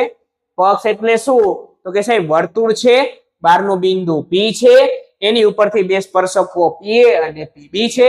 ચાલો પછી તો કે સાધ્ય શું સાબિત કરવું છે બે સ્પર્શકોની લંબાઈ સમાન છે PA બરાબર PB. પછી તો પક્ષ બેઠે બેઠું પેલા લખી નાખવાનું. પછી તો કે સાહેબ શું કર્યું આપણે તો કે OA OB અને OP રચો. જ્યાં 3 ગ્રીન કલરના લીટા કર્યા એ લખવાનું કે OA OP અને OB રચો. પછી તો કે બે ત્રિકોણની વાત કરવા માંડવાની અને જે જો સાંભળજો જે વસ્તુ સરખી છે એને લખવાની. ચાલો સમજાય છે. તો શું થઈ ગયું તો કે બંને ત્રિકોણ સાહેબ સમરૂપ થઈ ગયા. આથી શું કહી શકો આથી PA બરાબર PB. ચાલો સમજાઈ ગયું બેટા. તો અહીં તમારો 43મો ક્વેશ્ચન જે છે પૂર્ણ થાય છે બોર્ડ PYQ 2024. ચાલો આગળ વધીએ. તો હવે સાહેબ હજી બોર્ડ PYQ માં હજી એક 3 માર્કનો ક્વેશ્ચન આવે છે જોઈએ. ચાલો હવે વ્યવસ્થિતપણે જો સાહેબ આ કેટલામો ક્વેશ્ચન છે 44મો.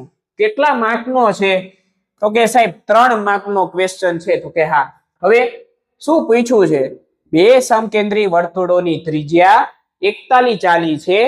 મોટા વર્તુળની જીવા નાના વર્તુળને સ્પર્શે છે તો તેની લંબાઈ શોધો. આ તો સાહેબ બોલા જેવું આવી ગયું કે નહીં. બોર્ડ PYQ 2025 માં પણ આવો જ કઈક પ્રશ્ન તમને પૂછવામાં આવેલો હતો. એમાં પણ આપણે જે રીત કરી છે એ જ રીતે અહીંયા કરશું. પણ સાહેબ આને મારે MCQ ની રીતે સોલ્વ કરવો હોય તો આ પ્રશ્ન મને જે છે 1 માર્કમાં પૂછાય તો જો સૂત્ર શું છે તો કે સાહેબ મોટા વર્તુળની જીવાનું માપ મોટા વર્તુળની જીવાનું માપ બરાબર 2 વર્ગમૂળની અંદર મોટો R સ્ક્વેર માઇનસ નાનો R સ્ક્વેર. એટલે શું તો કે મોટી ત્રિજ્યા તો કે 41 લખવાની અને નાની ત્રિજ્યા એટલે 40 લખવાની. ચાલો જોઈએ તો કે 2 વર્ગમૂળની અંદર 41 નો સ્ક્વેર માઇનસ 40 નો સ્ક્વેર. 41 નો સ્ક્વેર જો બેટા તમે કરશો ને એટલે કેટલો આવશે ખબર છે ગણી લઈએ. જો એ સાહેબ 41 ગુણ્યા 41 4 એકા 4 ચોકે ચોકે 16 1 એકા 1 1 4 4 1 8 6 1 1681 આવશે. એટલે 41 નો વર્ગ થઈ ગયો 1681. 40 નો વર્ગ થઈ જાય 1600. 1681 તો શું વધે ખાલી સાહેબ 81 વધે. તો 1681 માંથી 1600 કાઢો એટલે 81. 81 નું વર્ગમૂળ એટલે કેટલું થાય સાહેબ 9 થાય. ને 9 દૂને કેટલા થઈ જાય સાહેબ? 18 થઈ જાય. એટલે જ્યારે આપણે આ દાખલો પૂર્ણ કરશું ને તો સાહેબ જીવાનું માપ કેટલું આવશે? મારી પાસે 18 આવશે. કેટલું આવશે બેટા? 18 આવશે. તો આ ટૂંકી રીત થઈ ગઈ. શેના માટે છે આ? ખાલી ચાલો મને કયો જોઈ. તો કે માત્ર ને માત્ર MCQ માટે છે. MCQ વગર ક્યાંય યુઝ કરવાની નથી. તો આ સૂત્ર જે છે ખાસ તમે નોંધી લેજો કે જ્યારે તમને એમ કીધું હોય શું બે સમકેન્દ્રી વર્તુળો છે, એટલે કે સમકેન્દ્રી વર્તુળો હોય અને બે તમને ત્રિજ્યા આપેલી હોય અને જો તમારે સાહેબ જીવાનું માપ એટલે કે જીવાની લંબાઈ શું ગોતવું છે? જીવાની લંબાઈ શોધવી છે, ત્યારે તમારે આ રીતનો ઉપયોગ કરવાનો છે. ક્યારે? 1 માર્કમાં પૂછાય ત્યારે. તો ચાલો હવે આને સાહેબ 3 માર્કની રીતે ગણીએ. ચાલો તો સૌથી પહેલા શું પૂછ્યું છે ને એ મારે જોવાનું. ચાલો કે બે સમકેન્દ્રી વર્તુળો ચાલો દોરો. સૌથી પહેલા આ પહેલો વર્તુળ અને આ જે છે સાહેબ કેટલામો? બીજો વર્તુળ. પછી તો કે 41 અને 40 સેમી છે. મોટા વર્તુળની જીવા નાના વર્તુળને સ્પર્શે છે. એટલે સાહેબ મોટા વર્તુળની એક આ જીવા છે કે જે નાના વર્તુળને સ્પર્શે. સ્પર્શે એટલે કેટલા બિંદુમાં સ્પર્શે સાહેબ? એક જ બિંદુમાં સ્પર્શે. પછી તો શું ગોતવાનું કીધું છે? તેની લંબાઈ શોધો. એટલે આ જીવાની લંબાઈ શોધવાની છે. તો જીવાને નામ આપી દઈએ A અને B, અને જ્યાં સ્પર્શે છે એને નામ આપી દઈએ P, અને બંનેના કેન્દ્ર કોમન છે. શું છે? O છે. હવે જોજો સાહેબ અહીંયા જે છે, જો અહીંયાથી હું પહેલા તો લંબ દોરું તો આ મારી માટે ત્રિજ્યા કહેવાય. ને નાના વર્તુળ માટે આ મોટા વર્તુળની જે આ જીવા છે એ શું બને? સ્પર્શક બને. કોના માટે? તો કે નાના વર્તુળ માટે શું AB જે છે એ શું બને? સ્પર્શક બને. તો ત્રિજ્યા અને સ્પર્શક વચ્ચે કેટલા અંશનો ખૂણો હોય? હંમેશા 90 અંશનો ખૂણો હોય અને હોય. ચાલો હવે તો કે શું આપ્યું છે મને? તો કે નાનાની 40. ચાલો નાનો જે છે એ કેટલા સેન્ટીમીટરની ત્રિજ્યા ધરાવે છે? 40. ચાલો O થી B એટલે મોટા વર્તુળની ત્રિજ્યા થઈ. તો કેટલી છે સાહેબ? 41 છે. તો હવે મારે સાહેબ બે કટકા ગોતવાના થાય. જો પહેલો કટકો PB અને બીજો કટકો PA. શું કામે? કે મારે આખા જીવાનું માપ ગોતવું હોય તો શું થશે? કે સાહેબ અહીંયા કાટકોણ ત્રિકોણ બને છે. તો કે હા, પાયથાગોરસ લગાડો એટલે તમને પેલા શું મળે? PB મળે. અને PB જેટલું હોય એટલું જ કોણ હોય સાહેબ? હંમેશા PA હોય. પણ એ મારે પેલા સાબિત કરવું પડે. પછી શું લખી શકું? PB બરાબર PA. તો આ બે છે એ સમાન સાબિત કરીશ, પછી બેયનો સરવાળો કરીશ અને જવાબ શું મળી જશે બેટા? AB બરાબર હમણાં આવ્યો તો 18. ચાલો જોઈએ. તો સૌથી પહેલા હવે બધાય અનુમાન લગાવી લીધું હોય. શું સાહેબ આ PB કેટલું મળશે? તો કે 9 મળે. કારણ કે સાહેબ આખું 18 હોય અને આ બે સરખા કટકા કરીએ તો 18 ના બે કટકા સરખા કરો ને તો આ PB જોજો 9 મળશે. ચાલો જોઈએ શું થાય છે. તો સાહેબ આને દાખલો લખવાનું કઈ રીતે? તો કે આખો સમજાવી દીધો. હવે જો આપણે લખીએ તો લખતા લખતા સૌથી પહેલા જે આપ્યું છે એ લખવું પડે. ચાલો જો શું આપ્યું છે? તો કે O કેન્દ્રિત બે સમકેન્દ્રી વર્તુળો છે. તો લખવાનું કે O કેન્દ્રિત બે સમકેન્દ્રી વર્તુળો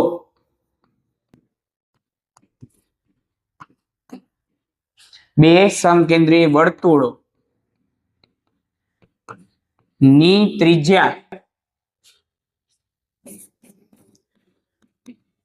ત્રિજ્યા OP બરાબર 40 સેમી અને OB કયો કે OA કયો એમાં કઈ ફરક પડતો નથી સાહેબ. OB બરાબર OA બરાબર 41 સેમી છે. અને મોટા વર્તુળની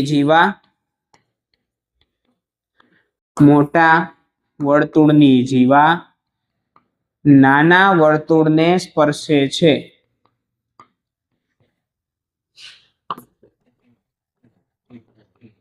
નાના વર્તુળને સ્પર્શે છે તો આથી શું કહી શકો કે સ્પર્શતી હોય સાહેબ તો શું થાય તો કે સ્પર્શક બને સાહેબ સ્પર્શક બને તો શું થાય તો કે ત્રિજ્યા અને સ્પર્શક વચ્ચે કેટલા અંશનો ખૂણો બને 90 અંશનો ખૂણો બને તો લખવાનું કે સાહેબ રેખાખંડ ઓપી અને રેખાખંડ AB એ બે વચ્ચે શું છે એકબીજાને લંબ છે લંબ એટલે કે શું બેયની વચ્ચે કેટલા અંશનો ખૂણો છે 90 અંશનો ખૂણો છે સાહેબ ચલો તો OP ને લંબ શું થશે સાહેબ AB થશે એટલે અહીંયા 90 ના ખૂણા બને છે ચાલો આગળ તો પેલો ત્રિકોણ જે છે શું છે OPB ચાલો OPB માટે લખીએ કે ત્રિકોણ OPB માટે ત્રિકોણ OPB માટે હવે સાહેબ એમાં કયો ખૂણો 90 અંશનો હતો તો કે સાહેબ ખૂણો OPB એટલે ખૂણો P ચાલો તો એમાં લખશું ખૂણો OPB બરાબર 90 અંશ છે તો સાહેબ 90 અંશ હોય તો શું તો કે પાયથાગોરસના પ્રમેય મુજબ શું કરી શકો લાગુ પાડી શકો પાયથાગોરસના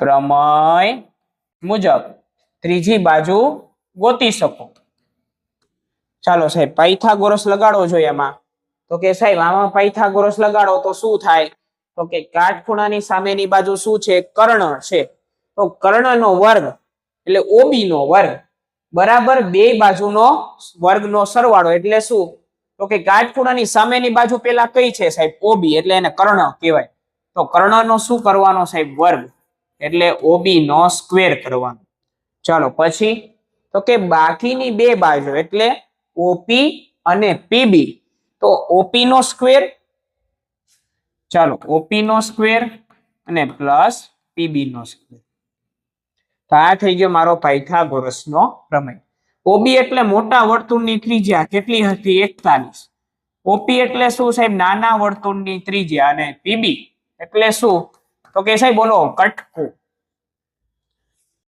મારો કાળજાનો કટકો નહીં પણ અહીંયાનો કટકો સાહેબ હો ચાલો તો PB એટલે એ શું થશે કટકો એટલે આપણી બાજુ થશે ચાલો તો મારે PB શોધવાનું છે 41 નો વર્ગ કેટલો આવ્યો તો સાહેબ 1681 40 નો વર્ગ કેટલો આવ્યો તો સાહેબ 1600 અને PB નો સ્ક્વેર 1600 આ બાજુ આવે એટલે કેવા થઈ જાય સાહેબ માઇનસ થઈ જાય 1681 માઇનસ 1600 બરાબર PB સ્ક્વેર 1681 માંથી 1600 જાય એટલે કેટલા આવે સાહેબ 81 બરાબર PB નો સ્ક્વેર હવે વર્ગ છે આ બાજુ આવે તો વર્ગમૂળ થાય તો વ્યવસ્થિત લખો એટલે શું થાય PB વર્ગમૂળની અંદર 81 નું વર્ગમૂળ શું થાય સાહેબ 9 સેમી થાય તો PB બરાબર કેટલા આવી ગયા 9 સેમી જો આવ્યો એક કટકો આવ્યો 9 સેમી ચાલો તો હવે સાહેબ સીધે સીધું થઈ શકે નહીં સાહેબ તો કે ના નો થઈ શકે શું કામે PB બરાબર PA તમે સીધે સીધું લખી શકો નહીં એના માટે તમારે શું કરવું પડે તો કે આ પહેલો ત્રિકોણ આ બીજા ત્રિકોણને તમારે સમરૂપ સાબિત કરવા પડે જો સમરૂપ સાબિત થઈ જાય તો તમે PB બરાબર PA લખી શકો ચાલો સમરૂપ સાબિત કરીએ સરખી વસ્તુ ગોતવાની થશે ચાલો જોઈએ તો પહેલા લખશું શું ત્રિકોણ OPB અને ત્રિકોણ OPA માટે ચાલો બેયમાં કઈ કઈ વસ્તુ સરખી છે વિચારો ચાલો પેલો ત્રિકોણ OPB અને બીજો ત્રિકોણ OPA એ બે ત્રિકોણમાં કઈ કઈ વસ્તુ સરખી તમને દેખાય છે કે જેના માપ સરખા થતા હોય ચાલો વિચારો 1 મિનિટનો ટાઈમ છે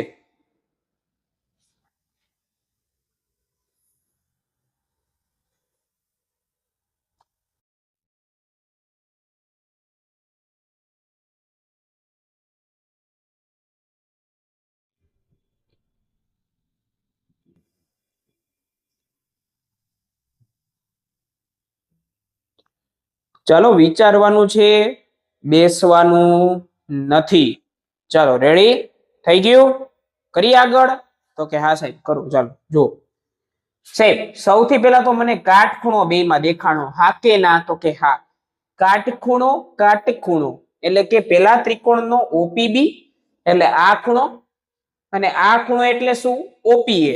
તો OPB બરાબર OPA. ચાલો લખીએ શું તો કે ખૂણો OPB બરાબર ખૂણો OPA. શું કામે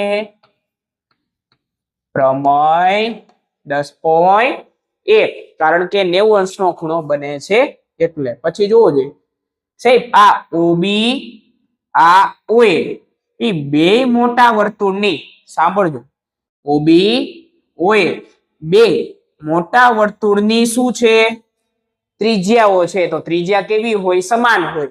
મોટા વર્તુળની ત્રિજ્યા OB અને OA શું થાય બેટા સમાન થાય. તો લખીએ OB બરાબર OA. શું કામે એક જ વર્તુળની શું છે ત્રિજ્યા. ચાલો એક જ વર્તુળની શું છે ત્રિજ્યા છે. શું છે ત્રિજ્યા છે. પછી તો કે સાહેબ ત્રીજી વસ્તુ કઈ સરખી લાગે છે સાહેબ. તો કે આ OP બેયમાં આવે છે કે નહીં સાહેબ. તો કે હા સામાન્ય બાજુ છે બેયની. તો OP બરાબર OP. OP બરાબર OP. શું કામે બેયમાં શું છે સામાન્ય બાજુ છે. શું છે સામાન્ય બાજુ છે. તો ત્રણ વસ્તુ સરખી થઈ જાય તો શું આથી આ બંને ત્રિકોણ કેવા છે સમરૂપ છે. એટલે OPB સમરૂપ છે ત્રિકોણ OPA. કઈ શરત તો કે જો સાહેબ પેલા શું લીધો કાટખૂણો. કાટખૂણાની સામેની બાજુ એટલે કર્ણ કહેવાય. કાટખૂણો કર્ણ અને બાજુ કાકબા શરત પ્રમાણે અહીંયા લખી નાખવાનું કાકબા. ચાલો રેડી. હવે શું તમે સાહેબ લખી શકો તો કે જો PB બરાબર શું થાય PA. PB મને 9 મળ્યા હતા તો PA પણ શું થશે 9 થશે. તો જો તો આથી PB બરાબર PA બરાબર શું થાય 9 સેમી થાય. ચાલો કોઈને કઈ ક્વેશ્ચન હશે જ નહીં. સાવ સહેલું છે. CPCT લખવાનું. ચાલો રેડી. હવે તો કે PB નું મૂલ્ય કોને બરાબર થઈ ગયું સાહેબ PA ને બરાબર. હવે જોવો જોઈએ PB 9 હોય તો શું થઈ ગયું PA પણ 9 થઈ ગયો. ચાલો હવે ગોતવાનું શું હતું સાહેબ મોટા વર્તુળની જીવા. મોટા વર્તુળની જીવા એટલે શું AB. તો આ બંને કટકાનો સરવાળો કરી નાખો એટલે AB મળી જાય કે નહીં સાહેબ. તો કે હા. એટલે કે મોટા અહીંયા ધ્યાન આપજે મોટા વર્તુળની જીવા એટલે રેખાખંડ AB બરાબર શું થાય PA પ્લસ PB 9 વત્તા 9 કેટલા થઈ ગયા બેટા 18 થઈ ગયા. તો જોવો જોઈએ શું જવાબ આવ્યો તો કે 18 સેમી. ચાલો કમ્પ્લીટ. ચાલો જો તો શું કર્યું સાહેબ તો કે જો પેલા આ ત્રિકોણને શું બનાવ્યું ટાર્ગેટ. ચાલો પછી તો કે પાયથાગોરસ લગાડો એટલે મને PB મળી ગયું. PB નું મૂલ્ય કેટલું મળ્યું સાહેબ મને તો કે 9 મળી ગયું. પછી તો કે સાહેબ PB બરાબર PA મારે સાબિત કરવા પડે. તો શું કર્યું સાહેબ કે મારે જો PB જો સાંભળજો PB બરાબર જો PA સાબિત કરવા હોય તો શું કરવું પડે તો કે બે ત્રિકોણને શું સાબિત કરવા પડે સમરૂપ સાબિત કરવા પડે. તો બે ત્રિકોણ માટે વાત કરી જે વસ્તુ સરખી હતી લખી એટલે સાહેબ શું થઈ ગયું કાકબા શરત પ્રમાણે બે ત્રિકોણ કેવા થઈ ગયા સમરૂપ થઈ ગયા. આથી હવે લખી શકો કે PB બરાબર PA બરાબર 9 સેમી. તો સાહેબ હવે બે નો સરવાળો કરો એટલે તમને જીવા મળી જાય. રેખાખંડ AB બરાબર શું મળી ગયું 18 મળી ગયું. તો બેટા અહીં તમારું બોર્ડ PYQ 2024 શું થાય છે પૂર્ણ થાય છે. એટલે શું થયું જો 2025 માં શું આવ્યું તો કે સાહેબ 1 માર્કના 2 ક્વેશ્ચન આવ્યા અને 3 માર્કના 2 ક્વેશ્ચન, એટલે 3 ને 3 6 અને 6 ને 2 8, એટલે 2025 માં 8 માર્કનું પૂછાણું. પછી 2024 માં શું થયું, 1 માર્કના 2 પ્રશ્નો અને 3 માર્કના પાછા 2 પ્રશ્નો, એટલે 6 ને 2 8. તો આમાં પણ સેમ પેટર્ન 8 માર્કનું પૂછાયેલું છે. સમજાય છે બેટા? તો જો હવે આ કોન્સેપ્ટ જે છે સમજાવવો જોઈએ. શું કે 1 માર્કના 2 પ્રશ્નો પૂછાય છે, બેઝિક માટે વાત કરું છું. 1 માર્કના 2 પ્રશ્નો પૂછાય છે અને સાહેબ 3 માર્કમાં જે છે કેટલા માર્કના પ્રશ્નો પૂછાય છે? 2 માર્કના પ્રશ્નો પૂછવામાં આવે છે. તો ચાલો શરૂઆત કરીએ. Board PYQ 2023. ચાલો રેડી? ઓકે, તો ચાલો બોર્ડ પીવાયક્યુ 2023 નો સૌથી પહેલો ક્વેશ્ચન છે, વર્તુળનો સ્પર્શક વર્તુળને ખાલી જગ્યા બિંદુમાં છેદે છે. તો સાહેબ નાના છોકરાઓને હવે ખબર પડે કે સાહેબ જવાબ આવે આનો 1 અડે 1. મનમાં બોલતા હશો કે સાહેબ નાના છોકરાઓ ભણવું હોય તો ખબર હોય ને, મને આઈડિયા છે, પણ હવે આપણે નાના બાળ થઈ ગયા, કારણ કે બેટા હવે આપણને આ બધી વસ્તુ આવડે છે. કારણ કે વર્તુળનો સ્પર્શક વર્તુળને ખાલી જગ્યા બિંદુમાં છેદે, એક બિંદુમાં છેદે છે. ચાલો પછી તો કે સાહેબ 2 માર્કનો ક્વેશ્ચન આવ્યો. 1 માર્ક પછી ડાયરેક્ટ કેટલા માર્કનો છે સાહેબ? તો કે કેટલા માર્કનો છે? 2 માર્કનો જે છે એ ક્વેશ્ચન તમને જોવા મળે છે. 1 માર્કના હવે ક્વેશ્ચન નથી. ચાલો આગળ શું પૂછ્યું છે? બિંદુ Q માંથી દોરેલા વર્તુળના સ્પર્શકની લંબાઈ. હવે જો હવે આમાં છે ને એક વસ્તુ યાદ રાખવાની, શું આકૃતિ જો ખોટી થઈ તો આખો દાખલો શું થઈ જશે? ખોટો થઈ જશે. ખાલી સમજો સાહેબ Q માંથી, તો એ હંમેશા ક્યાં હોય સાહેબ? બારે હોય. જે બિંદુમાંથી સ્પર્શક દોરવામાં આવે ને એ બિંદુ હંમેશા ક્યાં હોય સાહેબ? 12મી ભાગમાં હોય. તો આની છે ને એક કોમન જે છે આપણે આકૃતિ બધા દાખલામાં જે છે એ કોમન રાખવાની. શું કરવાનું તો કે જો સાહેબ આ સૌથી પહેલા છે ને વર્તુળ દોર નાખવાનું. આવા ક્વેશ્ચન આવે ને ત્યારે આવું યાદ રાખવાનું સાહેબ. પછી તો કે સાહેબ અહીંયા છે ને પેલા કેન્દ્ર કરવાનું. ચાલો મને ખબર નથી વચ્ચે છે, ચાલો આપણે થોડું વચ્ચે હજી કરી નાખીએ. બરાબર વ્યવસ્થિત. ચાલો આ O બરાબર. હવે અહીંયાથી આપણે લંબ દોરો ને એટલે આ મારું થઈ ગયું સ્પર્શ બિંદુ, અને સ્પર્શ બિંદુમાંથી હંમેશા શું હોય સાહેબ? સ્પર્શક હોય. તો અહીંયા કરી નાખવાનું આ કાટકોણ ત્રિકોણ, કારણ કે ત્રિજ્યા આ સ્પર્શક વચ્ચે ખૂણો કેટલાનો? તો કે સાહેબ 90 અંશ. ચાલો હવે જોઈએ. હવે નામકરણ છે ને આપણે પેલા કરતા નથી. ચાલો આગળ વધીએ. હવે બિંદુ Q માંથી દોરેલા વર્તુળના સ્પર્શકની લંબાઈ. તો બિંદુ Q હંમેશા ક્યાં હોય સાહેબ? 12ના ભાગમાં હોય. સ્પર્શકની લંબાઈ કેટલી છે સાહેબ? 24 સેમી છે. ચાલો રેડી ડન. પછી તો કે અને Q વર્તુળના કેન્દ્રથી તેનું અંતર 25 છે. એટલે કેન્દ્રથી આ બિંદુનું અંતર કેટલું છે સાહેબ? 25 સેમી છે.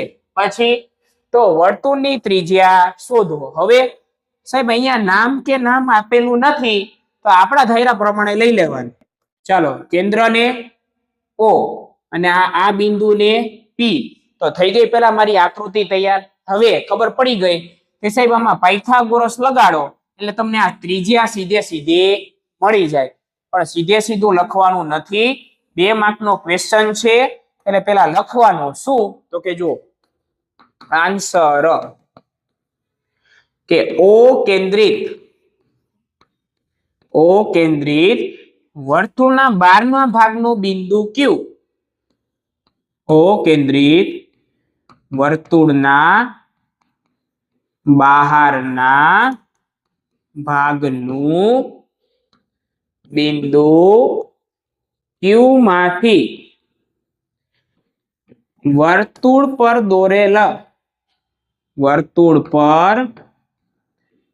દોરેલ સ્પર્શક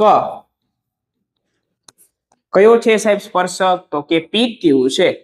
તો રેખાખંડ PQ છે. ચાલો હવે તો કે સાહેબ સ્પર્શક દોરો તો શું થાય? તો કે સાહેબ ત્રિજ્યા અને સ્પર્શક વચ્ચે કેટલા અંશનો ખૂણો બને? 90 અંશનો ખૂણો બને. તો આથી રેખાખંડ OP એટલે ત્રિજ્યા લંબ કોને હશે સાહેબ? PQ ને થશે. એટલે OP અને PQ એટલે સ્પર્શક એ બે વચ્ચે 90 અંશનો ખૂણો થશે. તો આથી થાય. ચાલો રેડી. તો હવે તમે લખી શકો કે ત્રિકોણ કયો છે? OPQ. OPQ માટે ખૂણો P બરાબર કેટલા છે? 90 અંશ. તો પાયથાગોરસના પ્રમેય મુજબ આ બે લીટી તો ખાસ લખવાની, બરાબર?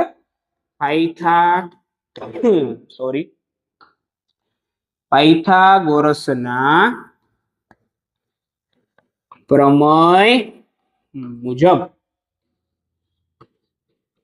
ચાલો રેડી. અત્યારે આ કાઢી નાખું છું, રાઈટ. ચાલો પ્રમેય મુજબ.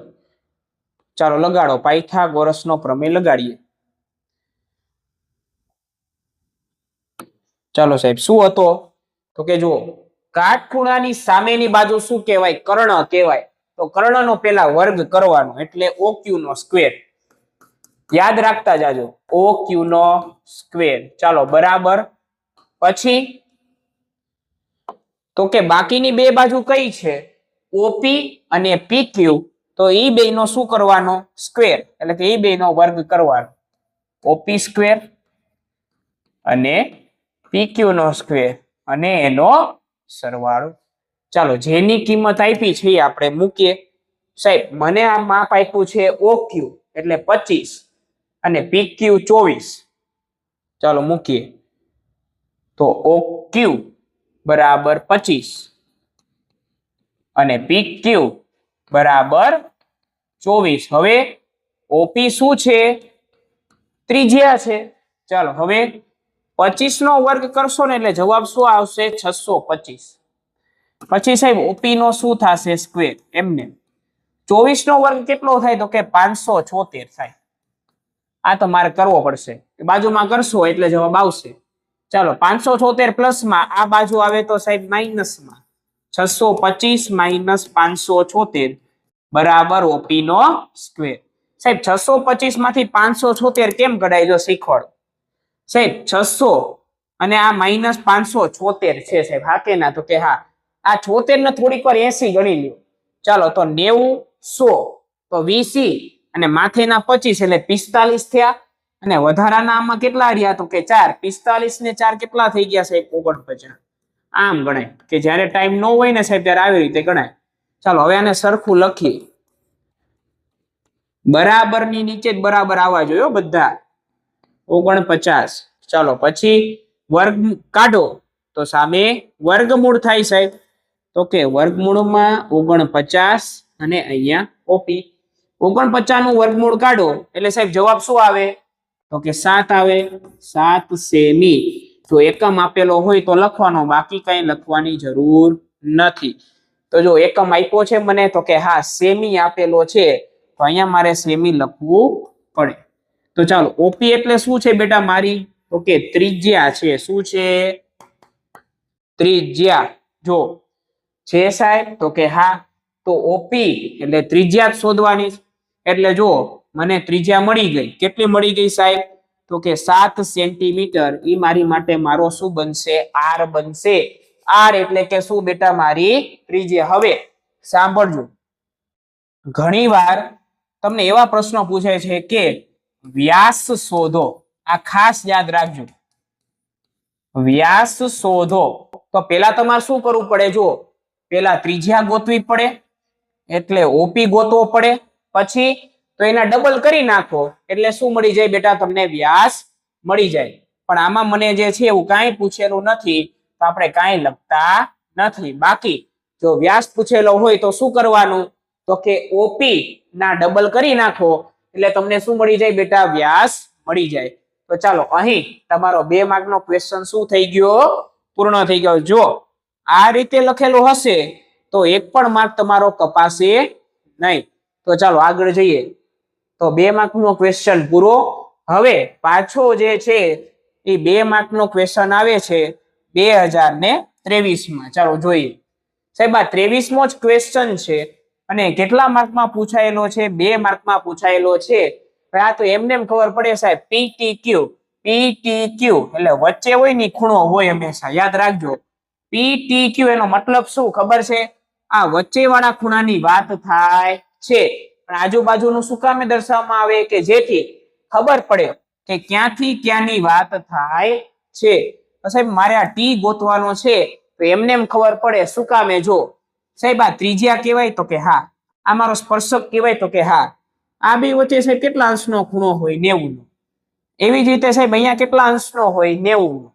90 ને 90 કેટલા થઈ ગયા? 180. અહીંયા જુઓ તો આખો આ ચતુષ્કોણ કહેવાય કે નહીં સાહેબ? તો કે હા. ચતુષ્કોણના ચારે ખૂણાના માપનો સરવાળો કેટલો થાય? 360 થાય. એમાંથી સાહેબ 180 તો આના થઈ ગયા, બરાબર? 180 માં સાહેબ તમે 110 નાખો એટલે કેટલા થાય? 290 થાય. હા કે ના? તો કે હા સાહેબ 290 થાય. તો 360 માંથી સાહેબ 290 કાઢો તો તમને સીધે સીધું શું મળી જાય? આ મળી જાય. કેટલો જવાબ મળે? ઓકે 70 મળે. સમજાય છે? તો આ એક માર્કમાં પણ પૂછાઈ શકે છે. સાવ સહેલો ક્વેશ્ચન છે. કેટલા માર્કમાં પૂછાઈ શકે છે? 1 માર્કમાં પૂછાઈ શકે છે. અને એક વસ્તુ યાદ રાખજો. શું? તો કે સાહેબ આટલું બધું કર્યું, આનાથી પણ ટૂંકમાં થઈ શકે. કઈ રીતે? જો હવે જો સાહેબ આ કેન્દ્ર પાસે જે આ ખૂણો બને છે ઈ, અને એની સામેનો ખૂણો જે આ છે ઈ, એટલે બહારના બિંદુ પાસે બનતો ખૂણો છે ઈ, આ બેયનો સરવાળો હંમેશા કેટલા અંશનો હોય? 180 અંશ હોય. તો સાહેબ આ 110 હોય, આ સીધે સીધા કેટલા થઈ ગયા સાહેબ? 70 થઈ ગયા. તો MCQ માં પૂછાય ત્યારે તમે આવી રીતે એની ગણતરી કરી શકો છો. પણ સાહેબ ક્વેશ્ચનમાં પૂછાય તો કઈ રીતે જોઈએ? ચાલો સૌથી પહેલા લખીએ શું આપેલું છે. ચાલો આન્સર કે અહીં O કેન્દ્રિત, આ લાઈન તો તમને હવે યાદ રહી જશે કે સાહેબ શું લખવાનું? તો કે જો અહીંયા તમને આકૃતિ ઉપરથી શીખવાડું. જો O કેન્દ્રિત વર્તુળના બહારના ભાગના બિંદુ T માંથી વર્તુળ પર દોરેલા સ્પર્શકો TP અને TQ છે. લ્યો વાર્તા થઈ ગઈ પૂરી. ચાલો O કેન્દ્રિત વર્તુળના બહારના બિંદુ, ચાલો બહારના બિંદુ T માંથી વર્તુળ પર દોરેલા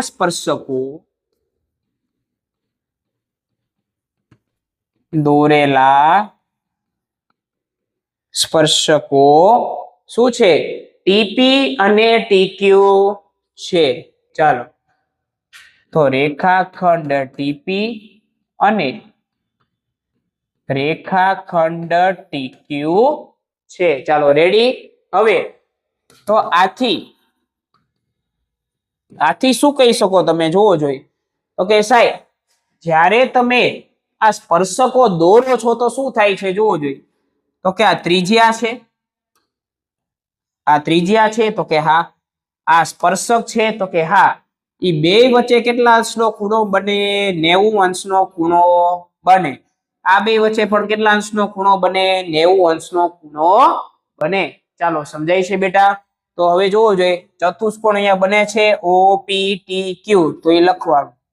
ચાલો કે અહીં આથી ચતુષ્કોણ કયો છે? તો કે OPTQ. ચાલો OPTQ માટે. ચાલો રેડી? તો હવે લખવાનું શું થાય? તો કે સૌથી પહેલા ખૂણો O એટલે આ, પછી P, T અને Q. તો ખૂણો P વત્તા ખૂણો T વત્તા ખૂણો Q બરાબર 360 અંશ થાય. ચાલો પછી તો કે ખૂણો O તો આપેલો છે 110, ખૂણો P 90 થાય, ખૂણો T ગોતવાનો અને ખૂણો Q 90 થાય, બરાબર 360. સાહેબ 90 ક્યાંથી થયા? પ્રમેય 10.1. ચાલો પ્રમેય 10.1. ચાલો પછી પછી 110, 90 અને 90. સાહેબ 90 ને 90 180, 180 માં તમે 110 નાખો તો શું થઈ જાય? તો કે 290 થઈ જાય. બરાબરમાં 360 છે. સામે જાય તો ખૂણો ટી બરાબર 360 માઇનસ 290 કેટલા થાય સાહેબ? તો કે 70 થાય. તો ખૂણો ટી મારી પાસે કેટલો આવી ગયો? 70. આને લખાઈશું તો કે PTQ બરાબર કેટલા આવ્યા સાહેબ? 70 આવ્યા. ચાલો સમજાય છે બેટા તમને બધાને? તો જોઈ લેજો આખો દાખલો જો સાહેબ. PTQ એટલે ખૂણો ટી કેટલો આવી ગયો? 70 આવી ગયો. તો અહીં તમારો 2 માર્કનો દાખલો શું થઈ ગયો? પૂર્ણ. કઈ રીતે? તો કે જો સાહેબ 4 4 નો સરવાળો 360, ખૂણો P ખૂણો Q 90 90, પ્રમેય 10.1 અને 110 તો આપેલા હતા. 1 2 3 3 નો સરવાળો કરો એટલે 290 આવે. સામે જાય તો માઇનસ થઈ જાય. 360 માંથી 290 જાય એટલે 70. એટલે શું આવ્યું?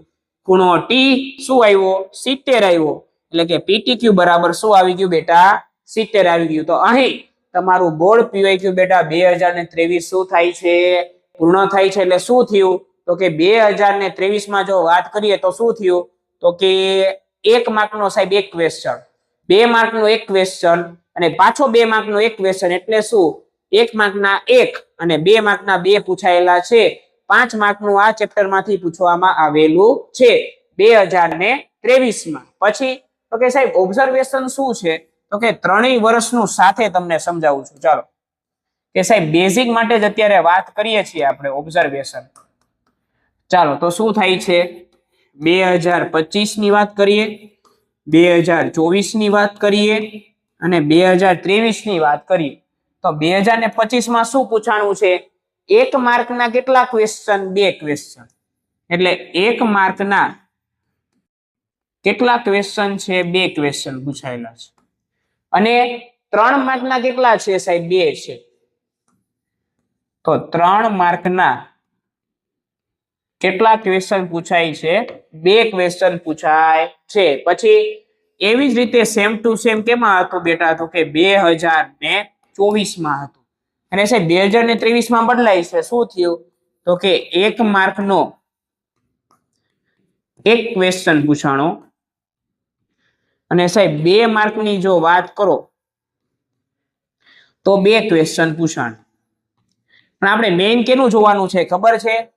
2025 અને 2024. શું કામે? આ નવો બદલાયેલો શું છે? કોર્સ છે. ચાલો સમજાય છે? અને આમાં શું હતો સાહેબ? જૂનો કોર્સ હતો. ચાલો સમજાય છે? તો જો 1 માર્કના 2 ક્વેશ્ચન પૂછાય છે અને 3 માર્કના 2 ક્વેશ્ચન જે છે આ ચેપ્ટર માંથી બેટા પૂછવામાં આવે છે. તો અહીં તમારું સંપૂર્ણ PYQ એટલે કે ચેપ્ટર નંબર તમારું 10 અહીં પૂર્ણ થાય છે.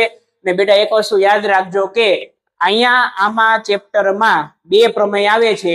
2 પ્રમેયમાંથી ચોક્કસતાથી એક પ્રમેય તો હશે હશે અને હશે જ.